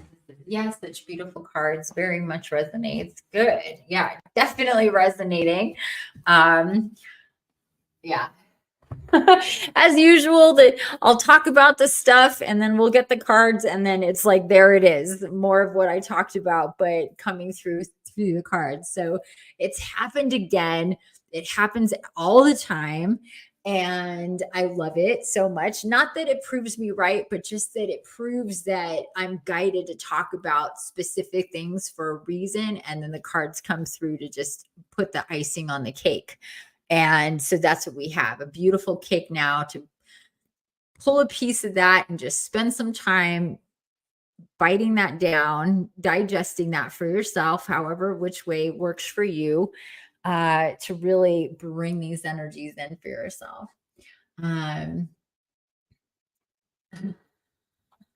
Jeanette, whoop, there it is. Yes.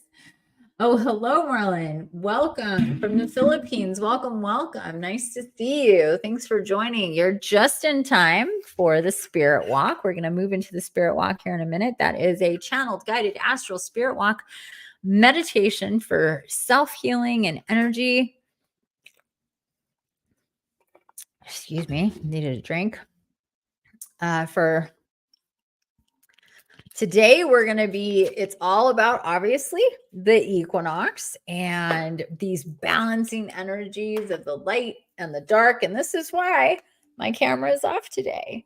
Balancing the light with the dark, and not using the camera for this live. I find very interesting, but there's something about it that's really working for me today.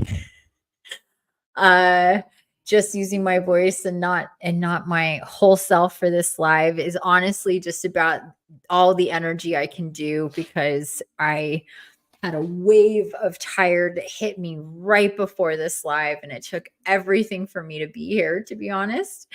And I'm so glad that I was guided and pushed very, very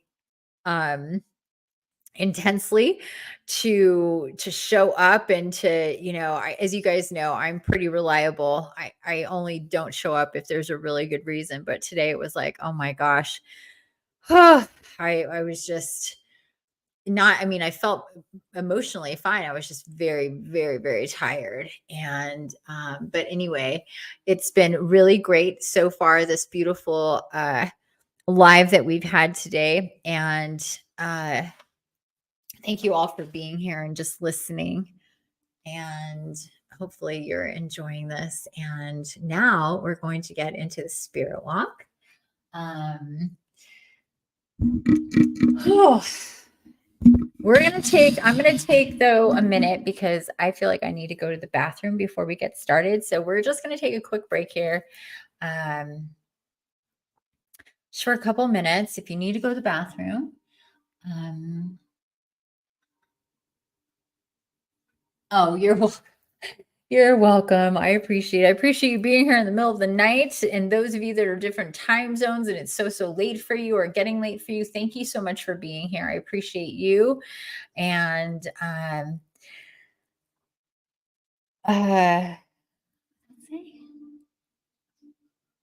oh yes, that too, potty break. Yes. So let's take a potty break real quick and regroup here in just a couple minutes. Okay, everybody, we will be back.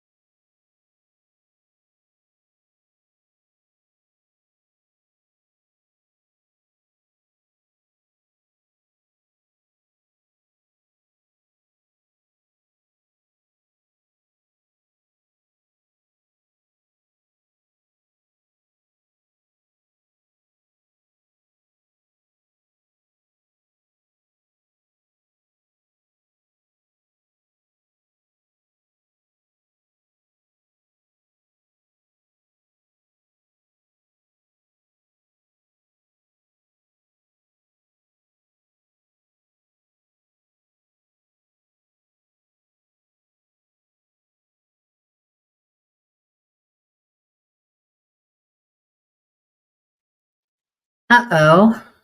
You can't hear me?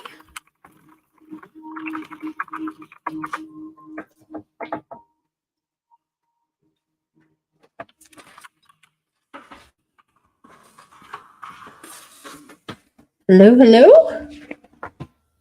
It looks like I can be heard. That's confusing.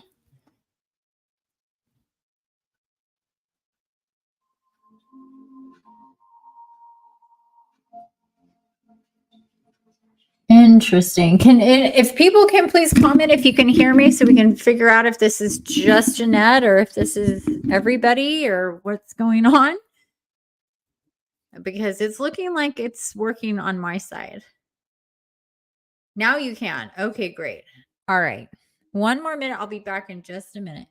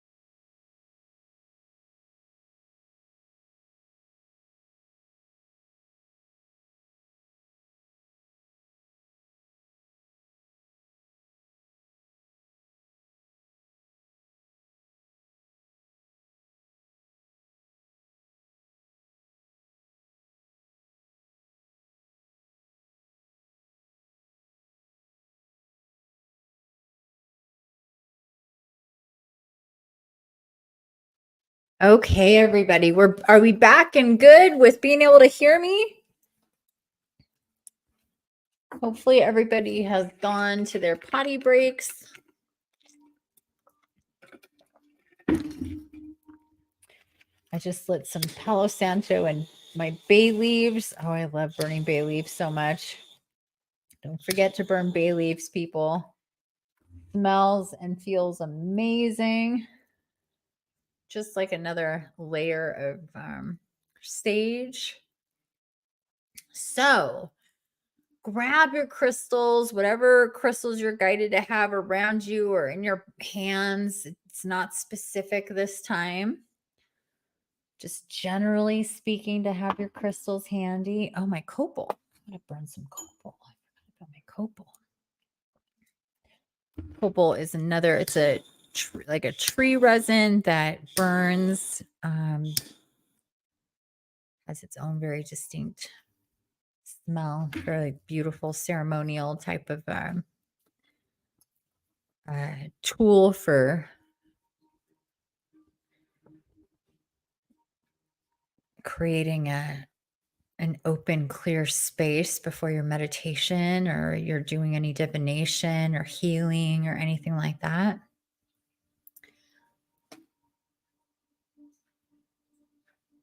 You're here with your amble. Oh, that's good. Oh, yeah. You should probably, maybe just take, I know that helps you stay conscious. So you may want to, an amble, everybody.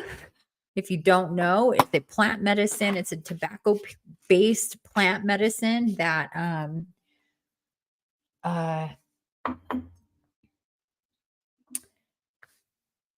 well, it can energize you because that tobacco can energize you, but it just opens you up. It's a really awesome plant medicine for communication and before meditation and things like that. So Jeanette has found that when she takes some Ambil before she gets into a spirit walk, she has a better chance of staying conscious, which is great. Not going too deep or too high, however you see that. Okay, loves. Now my sage is burning too much as usual. At the sage that gets really excited. It doesn't want to stop burning even when I want it to stop. Okay, there we go. All right, loves. And let me get on some music here that we're going to use for today. And we will get the show on the road.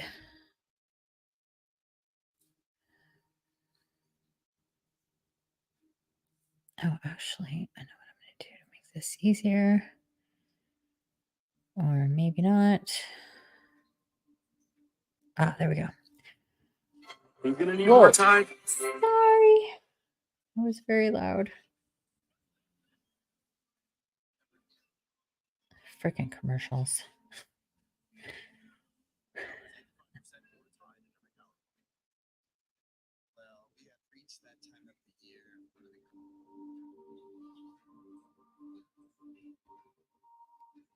Okay.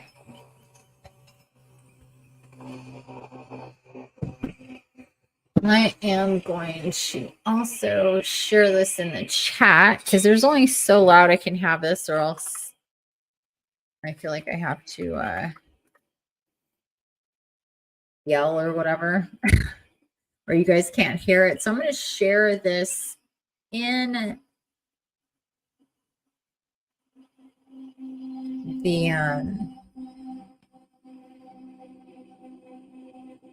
the chat. Oops. Here we go.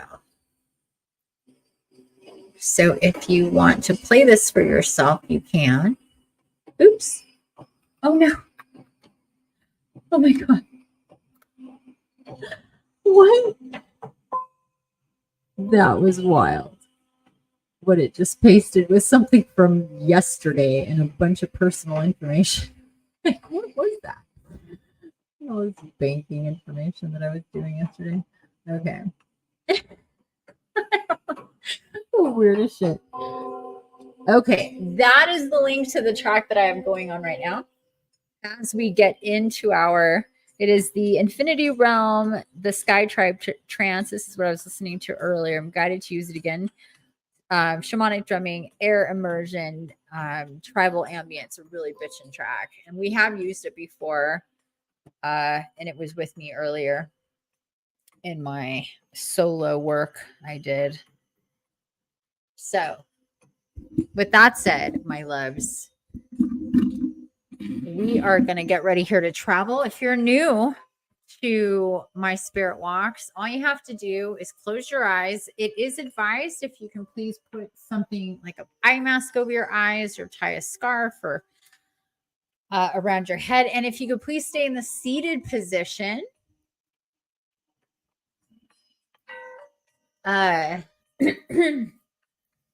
Unless you absolutely have to lay down, please stay in the seated position.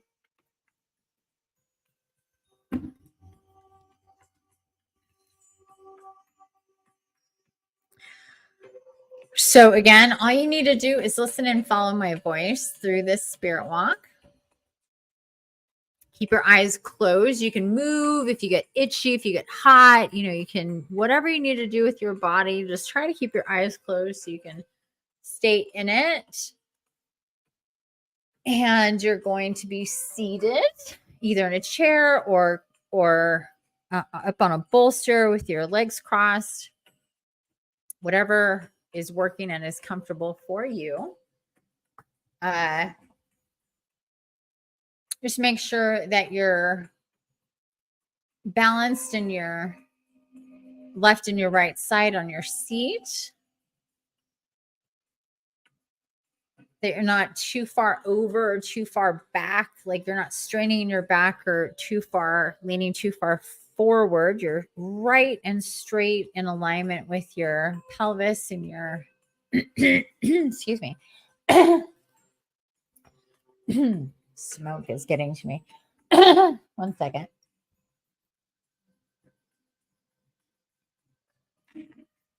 My goodness. That just irritated me out of nowhere. Okay, so just so that you're nice and straight in your ascension column and your spinal cord, and shoulders back, chest out, abs nice and engaged there. So your core is locked in, your chest is out, chin is up. This is how we're starting. You can move, but we're going to get started like this. Shoulders back, Elbows nice and loose at your sides.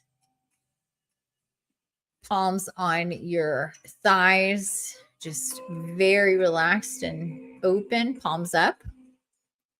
You can be holding crystals if you're guided to hold crystals, that's fine, or have them on you or near you or around you or in your lap or whatever.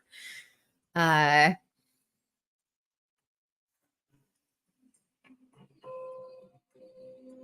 I'm starting to get tingly. More tingly than I was. It's been very tingly.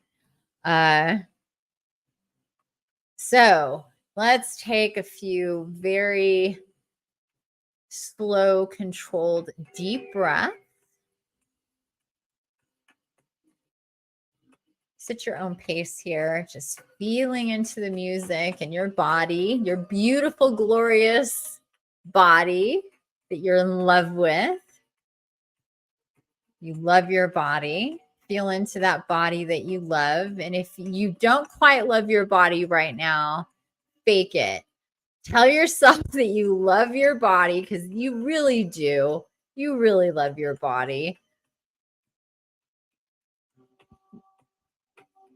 Your soul loves your body.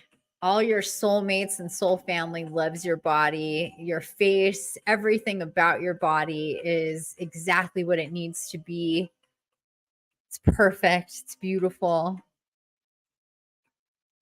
It's such a big part of loving yourself is loving your body and how beautiful and magical and creational it is.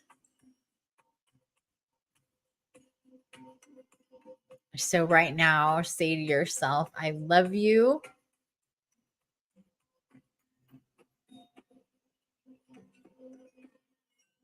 And say it again and again. I love you. I love you. I love your face. I love your hair.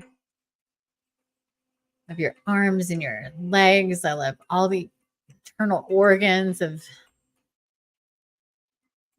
this beautiful body of mine. I love you, body. Thank you for being so amazing and magical. And my vessel for this magical ride of life. I honor you and I cherish you. And I aim every day to treat you better and better.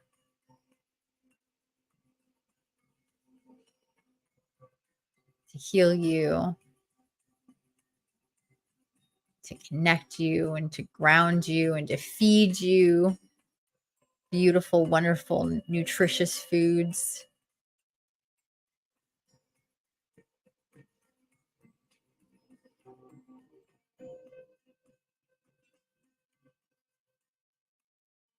I love you in the sunlight. I love you in the moonlight.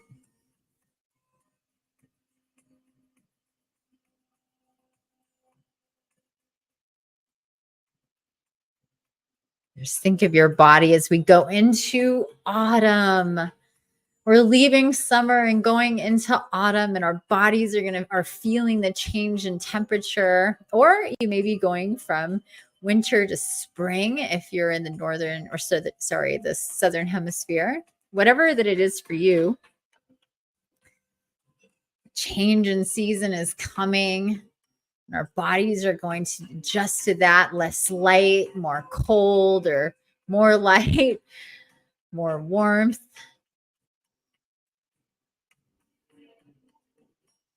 So we want to think about that. That's what's being shown to me now is the changing of the seasons, the balancing that our body needs to adjust to with the changing of the daylight and the nighttime. But on the equinox, we have the equal light and dark. And this point between summer and autumn or winter and spring.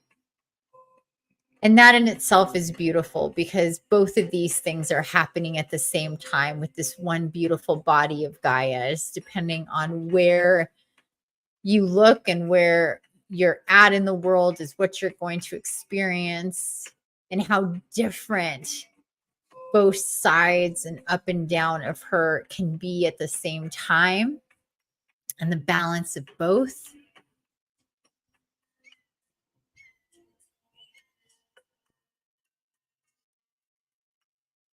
So now I want you to tap into your heart center.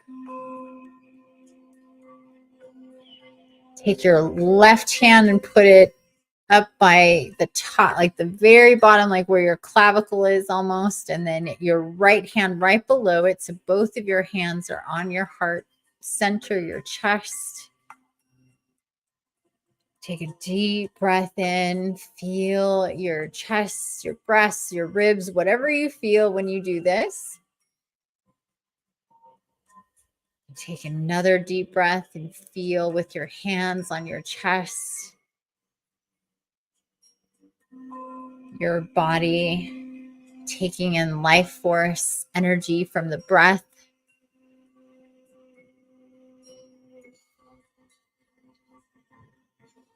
And feel into your arms and your hands, because your entire area between your back, so the back of your, on the other side of your chest is still your heart chakra. So from your back, your mid back, all the way around, up the shoulders and down all the way through the arms and the hands is heart chakra territory. So you want to concentrate on this entire area of your upper body and let it just naturally rise up into the neck, into the head, because your heart chakra is, and your heart is the biggest energy of your body.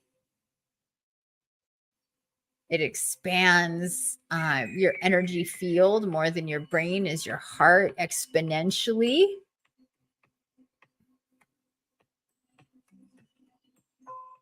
And it occupies a large part of your body. So let's tap in with that heart chakra. I'm seeing it like our chest is lighting up. The energy we can feel through our hands as we breathe in and out, with every breath lighting up your heart chakra more. But I'm not just seeing it like the regular green with the heart chakra. I'm also seeing it bright, like fiery light in the heart center. So it's this mix of fire, light, literally like it's a flame, I should say, like the light of a flame right there in the center of your chest. And it's activating your heart chakra. This flame is nice and warm and bright and but contained and not going crazy. It's just beautiful and perfect and very strong and bright and warm. So feel the warmth of your heart center, of this flame.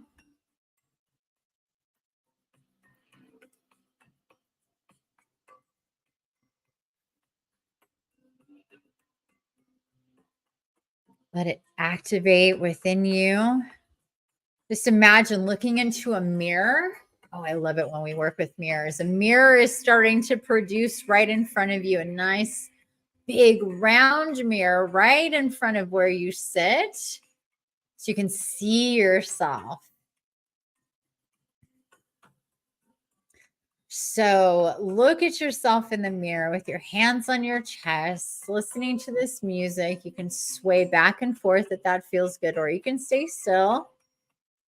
As you breathe, look in the mirror and see underneath your hands the glow of a warm firelight right there in your heart center. This is representing your love, the love you have for yourself and your life and your body and everything about your body and your life and your timelines how you love your life, your journey, how grateful you are for it as well. Just really look at that. Look at the brightness of the light, of that firelight within your heart center.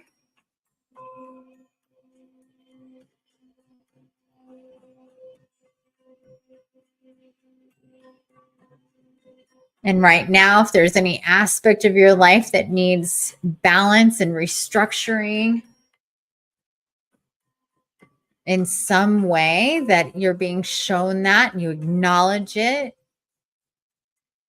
and you promise yourself you're going to do everything that you need to do to bring these aspects of your life and yourself into balance. And that alone stokes the fire more, and the fire gets brighter.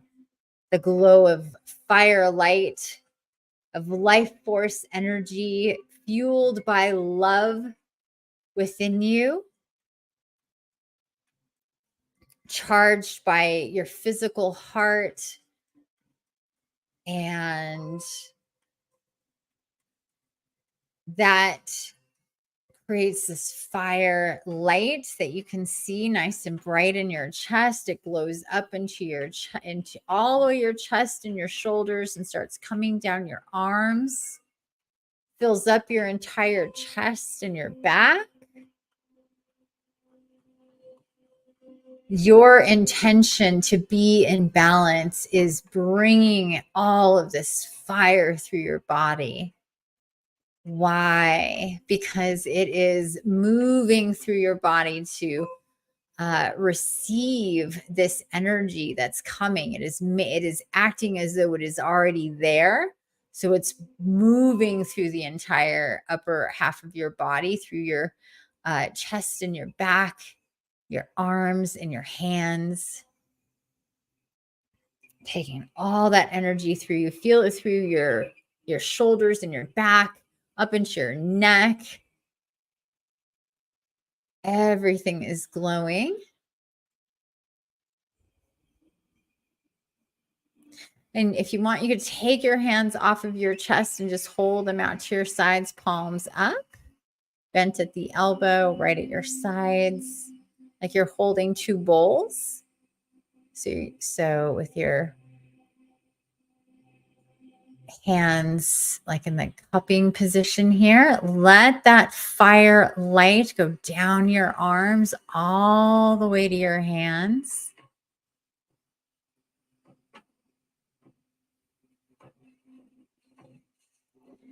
Feel your fingers activate, the palms of your hands activate as fire light starts to build through your hands and your fingers.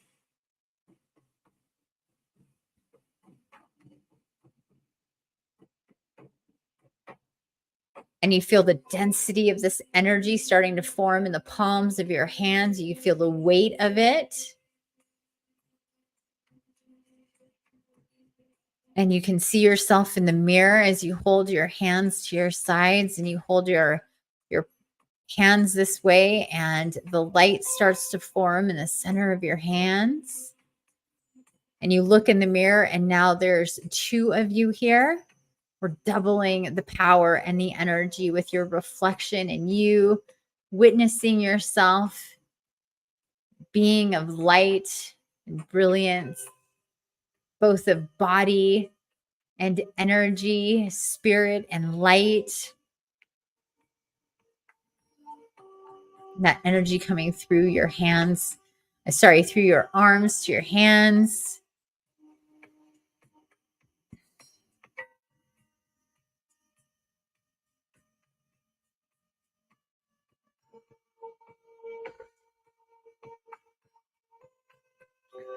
Take a look at yourself in the mirror. Smile at yourself. How beautiful you are, lit up with firelight, holding the fire coming into your palms. Fire starting to form in your palms now, feeling the density of it, seeing that getting stronger. And again, the mirror image of you seeing yourself, and now there's two of you and 4 balls of light. 2 for you and 2 for your soulmate.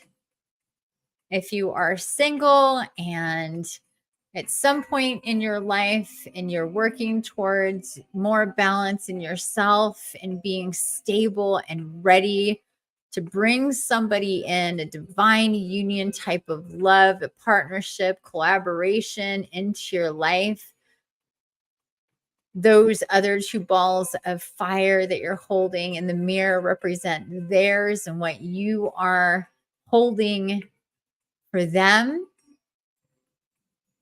in a sacred divine union that has yet to come into the physical, that already exists in the ether, in the energy, in the web of life, and always has and always will. This also represents all of the friendship, partnerships, and collaborations with soul family and what you hold for them, those you've known and those that you will know in the future. The fire represents your readiness, willingness, and love for your divine partnerships, no matter what category they land in, that you are open to receive their love that they're holding for you, and that you are more than willing to give love to them,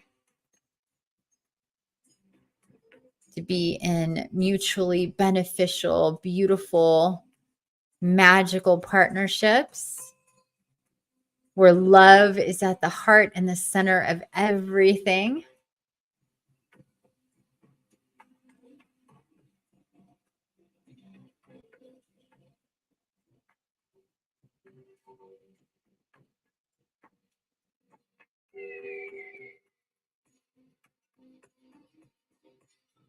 And now let's take the fire from the upper body and take it down into the lower body, down into the abdomen, down the spinal column, all the way through the pelvis. See yourself lit up in the mirror as the fire goes down the body, down the thighs and the knees and the legs and the ankles and the feet and the toes until your entire body is lit up, and up into the neck and the face and your entire head. Let it all light up with this fire. Again, the fire representing the love you have for yourself, your future timelines, the future you that is more in balance, more connected,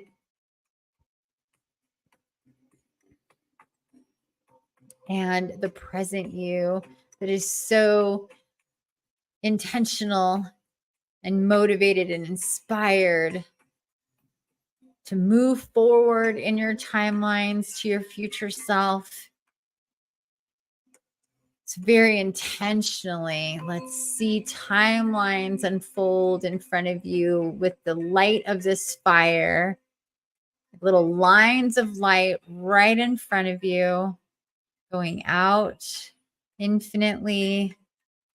No boundaries. Nothing is impossible. Nothing to stop it.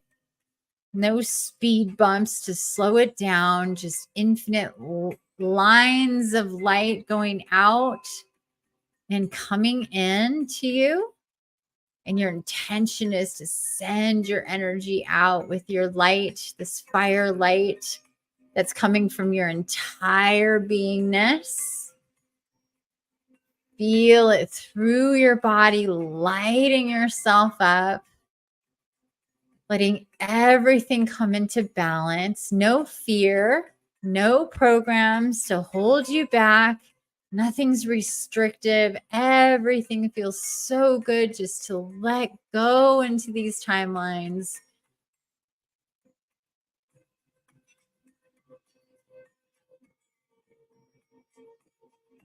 Without knowing anything about them. There's no fear going into the unknown.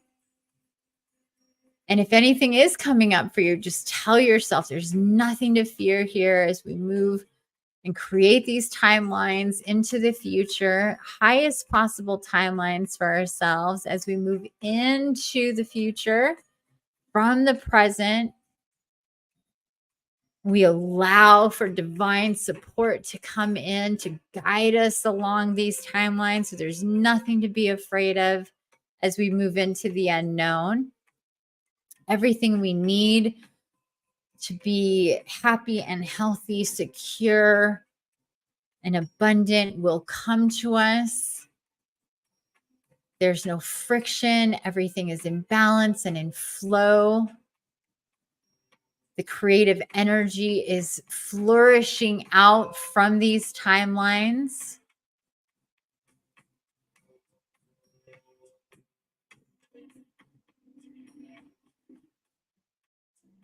And again, the balance of what's going out is the same as what's coming in. So there's nothing getting depleted. Everything is exponentially rising within us. The fire is getting brighter and hotter through our entire beingness. As we send this energy out and bring it in, the balance and the rhythm going out and in. Considering our divine feminine and masculine aspects and us as the divine inner child.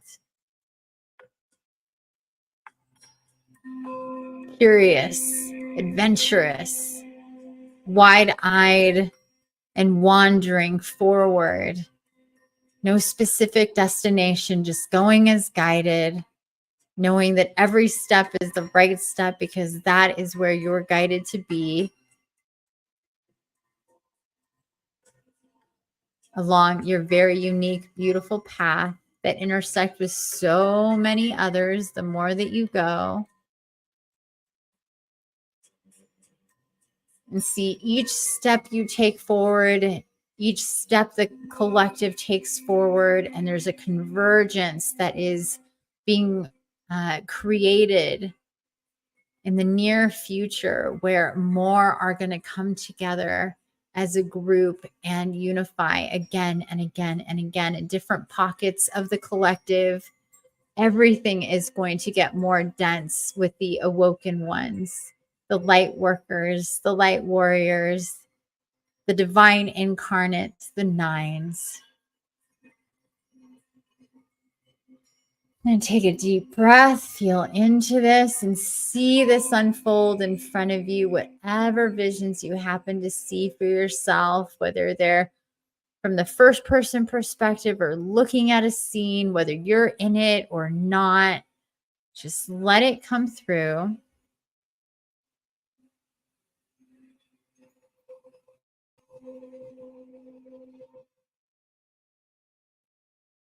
And if anything, just see yourself being happy, peaceful, joyful, beautiful, magical, open,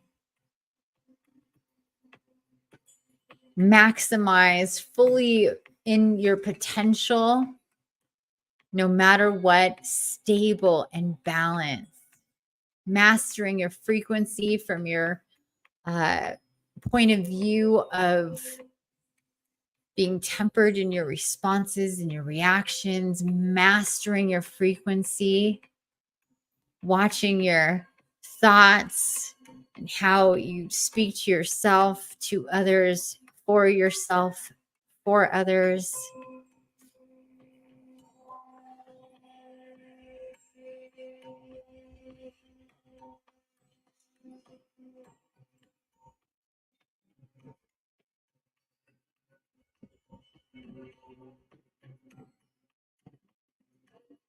And take a nice deep breath here.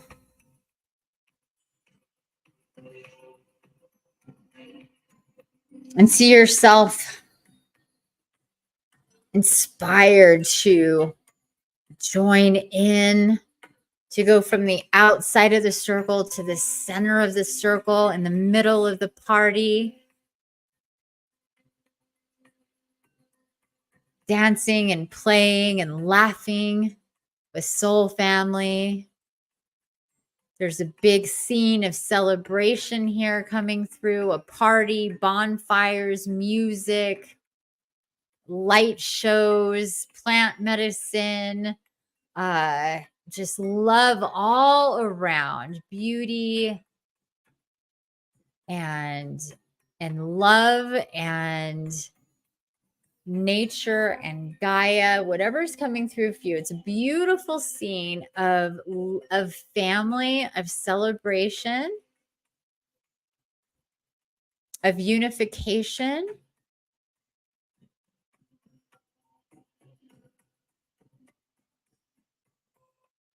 Soul family reunion celebration is what's coming through. And every day, every moment, we're getting closer and closer and closer to this party. It's already happened in the timelines. It's already there. I can see it so plainly. It exists where such a big collective comes together. Everyone, soul family connected. Everyone absolutely in love with each other. And so robust and creative force and energies to come together, to collaborate, to unify, to create.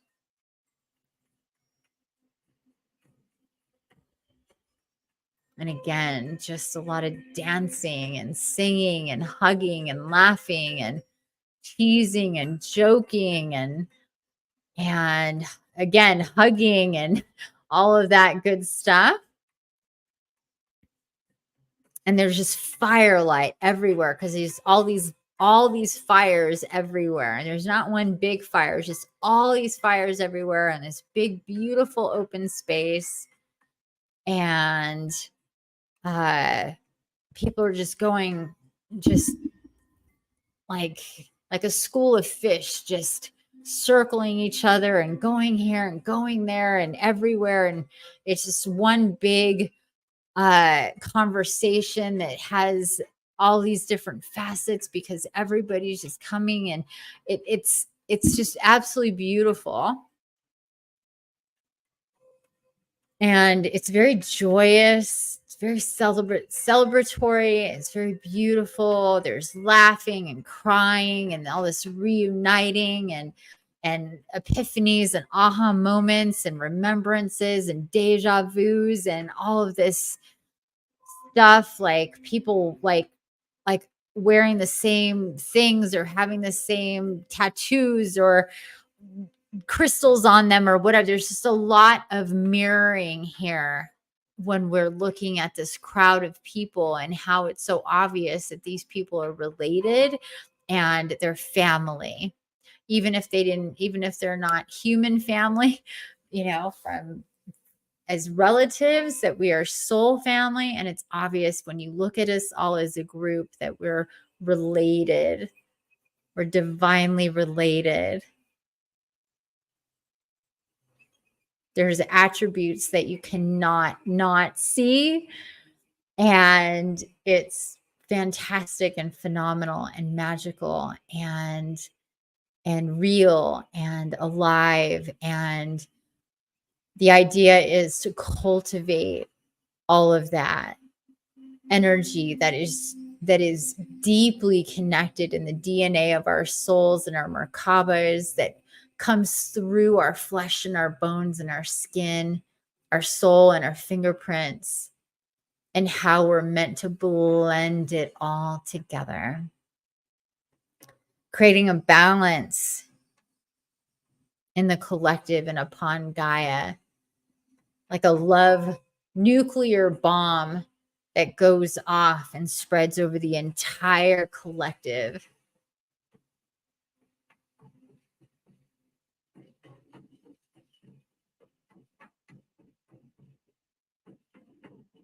Inspiring, activating, and awakening the entire collective.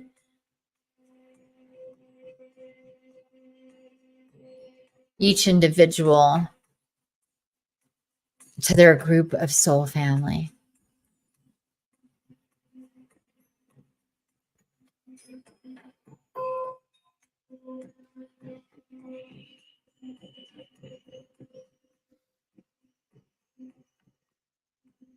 So let yourself just feel into this beautiful scene of celebration. It's already happening. It's taking place right now, energetically through the timelines. It exists.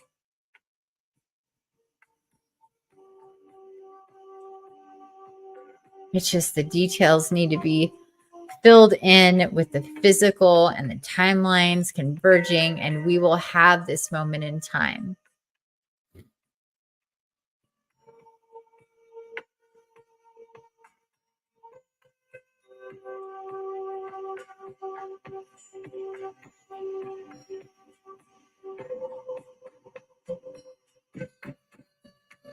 So let yourself pull back from the scene and get back to your body.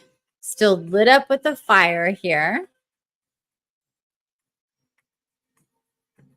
Now we have beautiful starlight starting to swirl around us. Beautiful specks of light, like embers of fire, but they're swirling around us in our field here, swirling around us.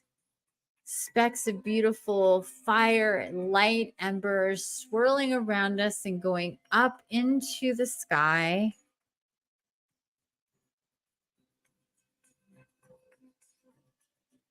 Creating this field of energy all around us.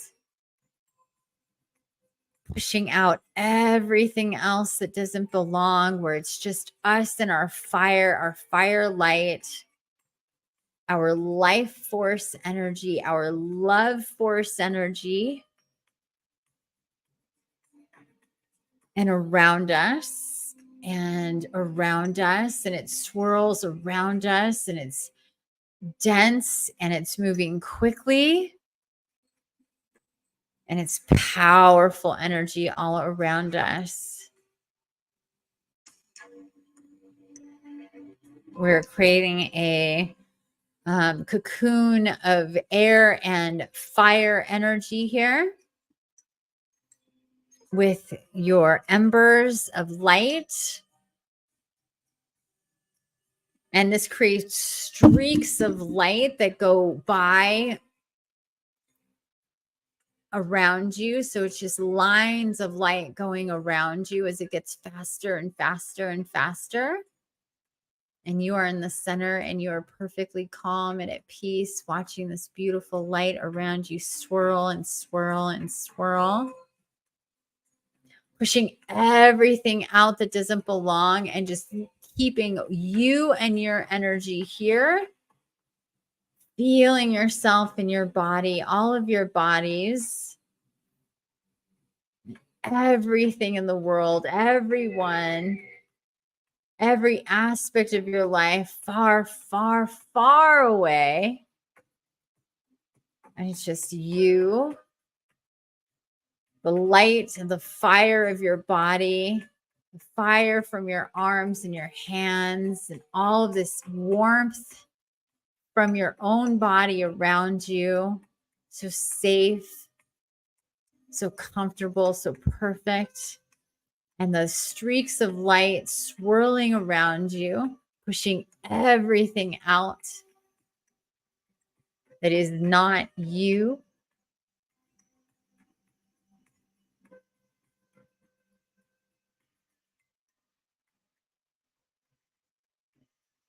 Creating a funnel that goes up straight into the sky, into the cosmos, into the heavens of creation. A funnel of light and air straight up over you and straight down under you. And you are right there in the very middle as this tube and funnel of light and air energy goes all the way up and all the way down as we welcome in the season known for balance, Libra season. At the same time, we have the equinox.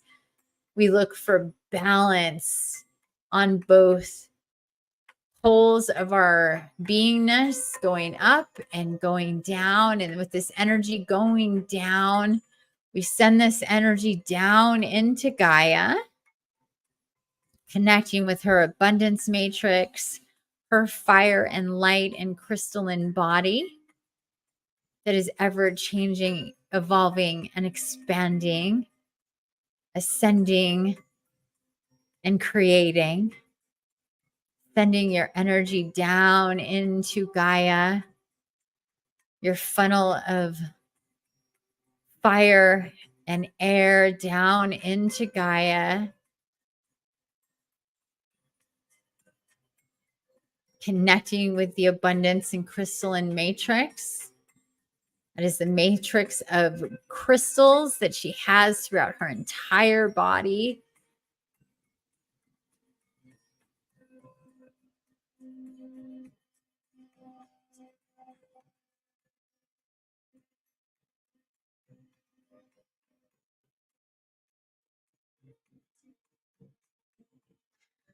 And as it filters down and connects with Gaia,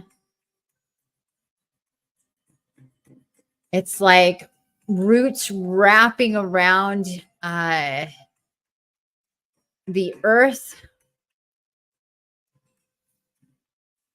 cords and electric cords plugging into the abundance matrix. So see that as roots or cords of energy. It's really the same thing. You're plugging in here, grounding in here with the abundance matrix of Gaia, with that funnel of light and air coming from your heart center, the fire of your love, light, energy, your life force.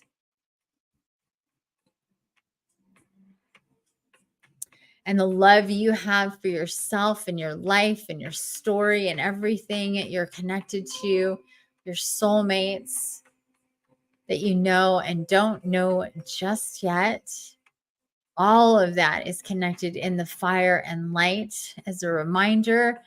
And this funnel that goes down and like tentacles of energy or roots or electric cords or all of the above, however you want to see it, go down into the abundance matrix, connecting with Gaia, wrapping around Gaia's own energy cords, going to the abundance matrix and plugging in, grounding in with Gaia and her energy. This will help us stabilize and balance through all of this influx of energy that we've been receiving and will continue to receive through this equinox.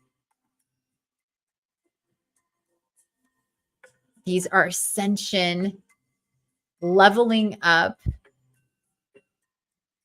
integrations for our awakening, downloads to activate us in many different ways as we move forward, to awaken us on different levels, to propel us forward in our healing and awareness, and in what we're collaborating with others and creating. So grounding into all of that with Gaia, feel your energy going in, wrapping around the abundance matrix and plugging in. And the abundance matrix is the new paradigm from the material matrix. Of course, the material matrix is still in effect, but it's being degraded and downgraded because it's being upgraded to the abundance matrix, which was been activated and back online since the beginning of 2019. The abundance matrix was able to come online because enough of us were had awoken at that point to shift the balance to the light and trigger the activation of the abundance matrix to be able to connect with humanity in a whole different way than ever before. So whether you're aware of that at the time or not, that is what happened. And this is why the abundance matrix today is so strong. The awareness of abundance, of the crystalline grid, of working with crystals and Mother Gaia, being homeopathic and holistic in your approach to your health and your wellness and your ascension, your energy, the approach to life and spirituality has tripled and doubled over since that time of 2019 and all the shifts and changes that have happened since then for Mother Gaia and the collective has been exponential. You and your own life has shifted and changed exponentially. You are nowhere near the person that you were back in 2019. So you've been connected again and again to the abundance matrix, whether you knew it or not. That's a different story. But here we are connecting deeply to it, connecting with those crystals and the crystalline grid, connecting with your crystalline DNA that is changing from carbon base to crystalline base, grounding in with you on the DNA level in all of your cells and molecules throughout your body, connecting with the abundance matrix, with Gaia and her essence and energy, and the surges of energy that have been coming through her body because of the waves of light from our sun. This will help us to process these energies. So let her energy come up through your connections, through your plugging in, and come up through those cords, through those tendrils, through those roots, up into your field, through your funnel of light, fire, and air, swirling around you, you absorbing this energy on every level. Just take a moment to do that.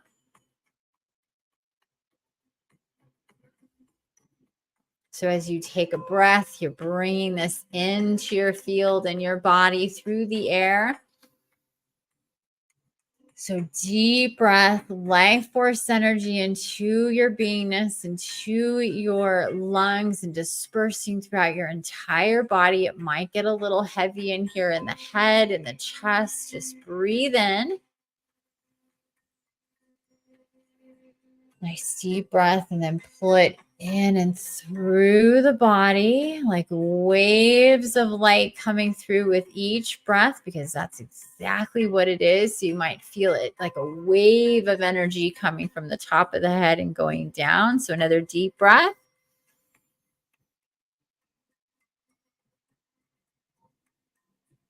Bringing it in and then bringing it down. Let the wave of energy go through you, locking in and grounding in with every single molecule of your body, every single blood cell,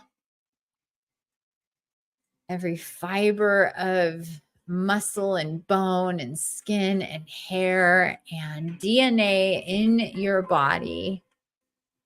From skin to nails to bones and organs, every strand of hair on your body and your head,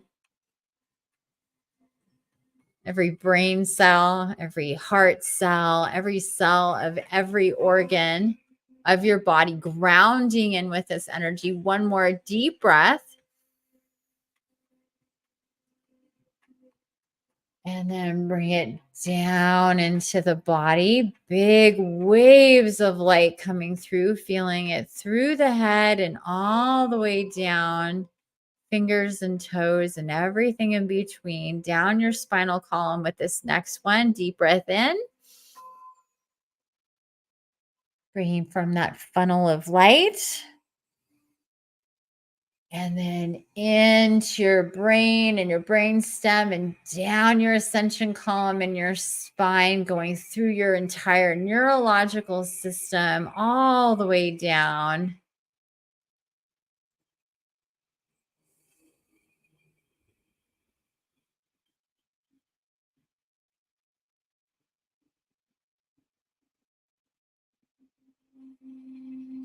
And settle in here. Just feel this. You might feel very floaty here, just because all of this really intense energies come through and it's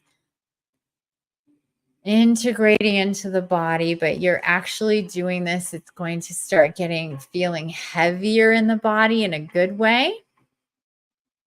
Locking in.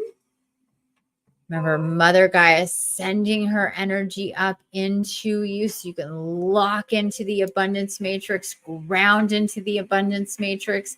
You're plugged into the abundance matrix and you're feeling that in every single molecule of your body, lighting everything up here. Another deep breath. Hold it and gently, lightly releasing it down into the body. Down into the bones. Take it down into the bones. Down into the skeleton. All the way down into the skeleton. Down into the bone marrow of every single one of your bones. Let's do that one more time. Take a deep breath.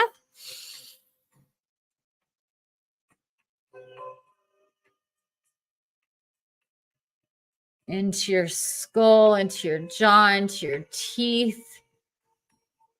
Your entire bone structure of your face, your vertebrae, all the way down, all 33 vertebrae, your ribs. One more deep breath.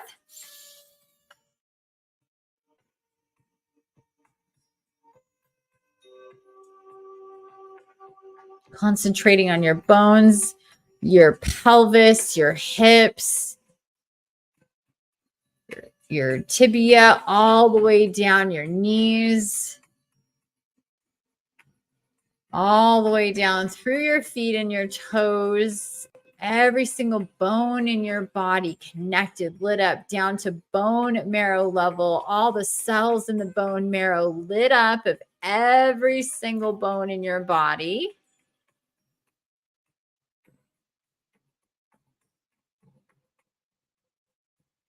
Locking in,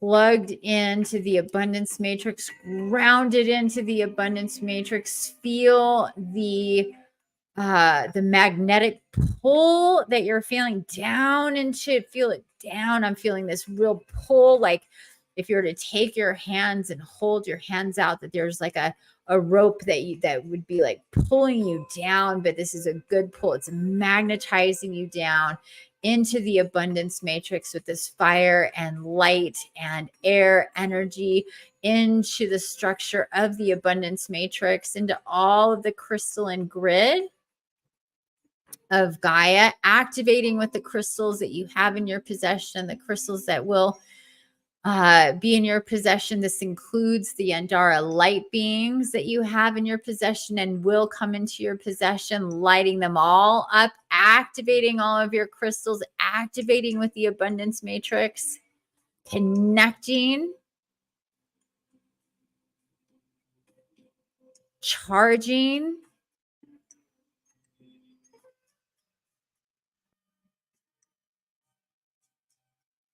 assimilating, integrating with all of this energy. Now feel it pulling towards you, all of this energy, and into you and down, magnetizing down like you're being stuck into a socket.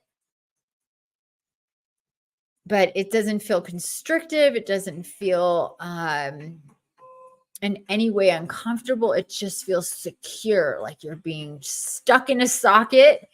And that's where you belong. You're going to turn yourself in, lock yourself in there now. It's like screwing in a light bulb. You screw in that light bulb, you lock it in. connected. Lock it in.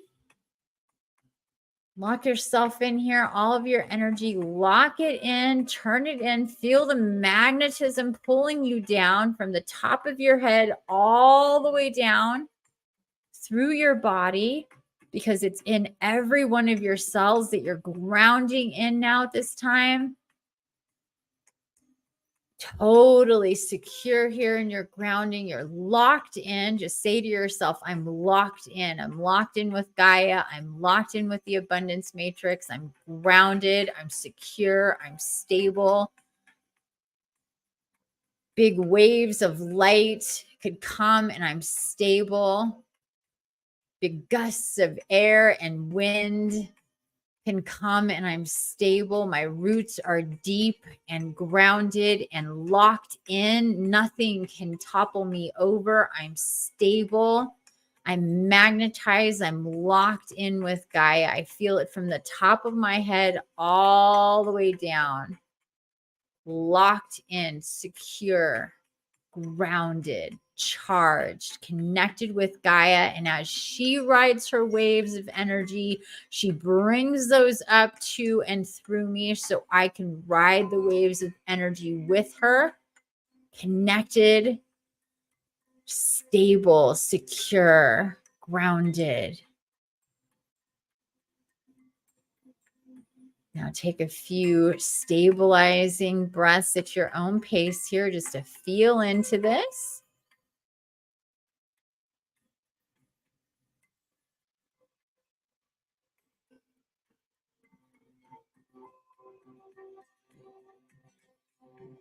And you might be feeling heavy from the top of the head, tingly all over, a little warm, energized, but also a little tired because this is a lot. Just let yourself feel into that. Now look at yourself in the mirror. Remember, the mirror is there and you're all lit up.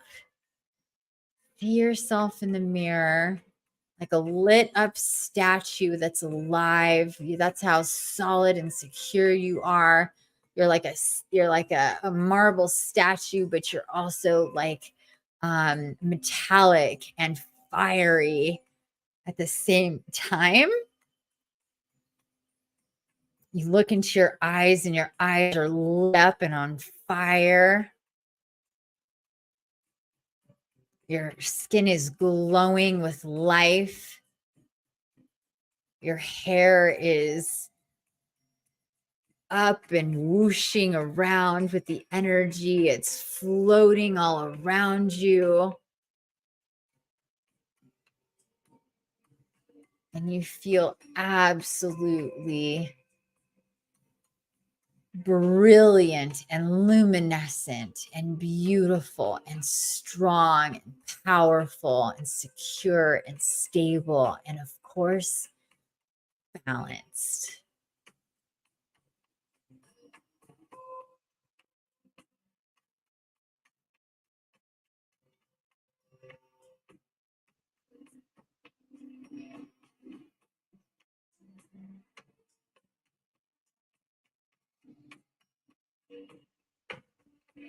You can feel the deep, deep love that Mother Gaia has for you.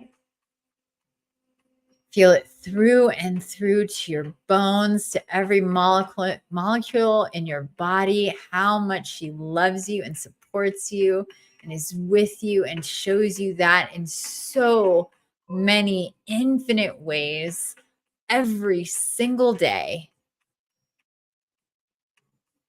And your guides and your guardians, all of them with you always and forever. And that includes me.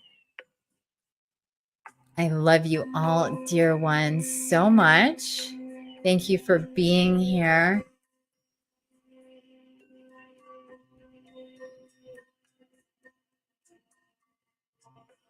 We're going to start to wind this down now. All the work that we needed to do is done. Just going to feel into your body. Let the embers that are swirling around start to slow down here.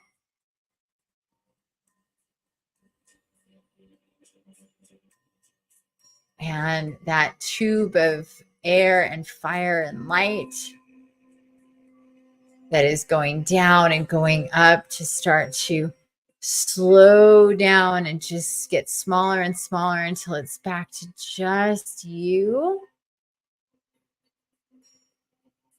Integrating all of that energy, bringing it all into your field, wrapping you up in this energy, this beautiful, safe, brilliant cocoon of light.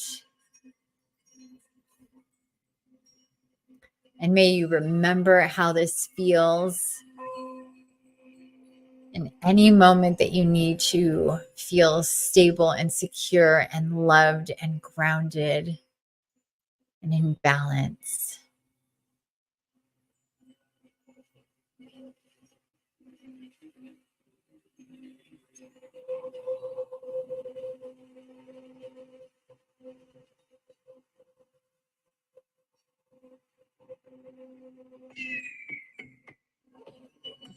Take one last look at yourself in the mirror. See how that beautiful fire and light from your eyes and your skin, that brilliant smile, and how beautiful you are, how powerful you are, how awake and how sovereign, and of course, how in balance you are.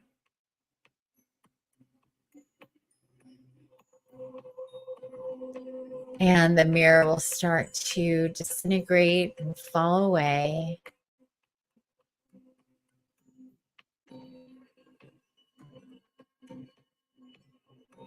And take another deep breath here.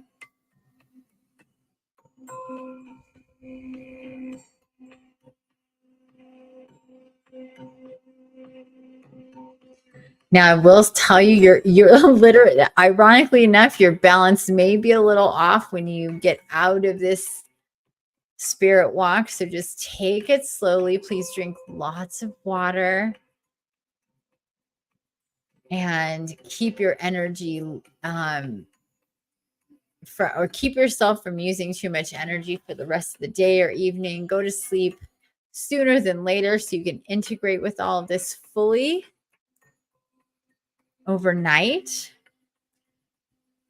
having the intention of deeper integration with the abundance matrix and locking in even stronger with Gaia and letting whatever she has to tell you individually to come through in your sleep. And may you remember all that you're meant to remember as you wake up on the other side of this equinox.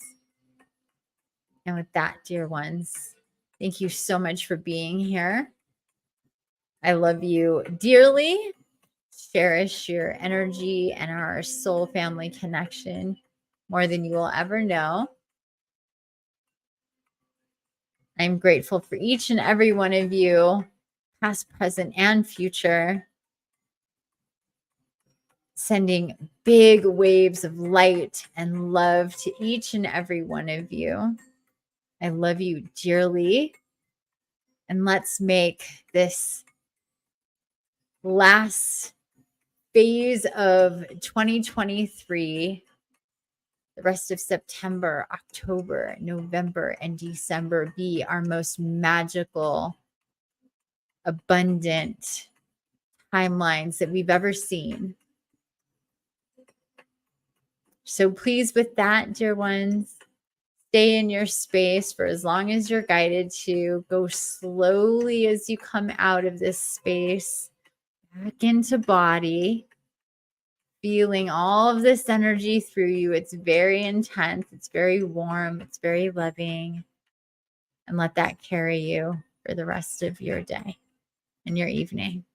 And until next time, dear ones, I love you. And bye for now.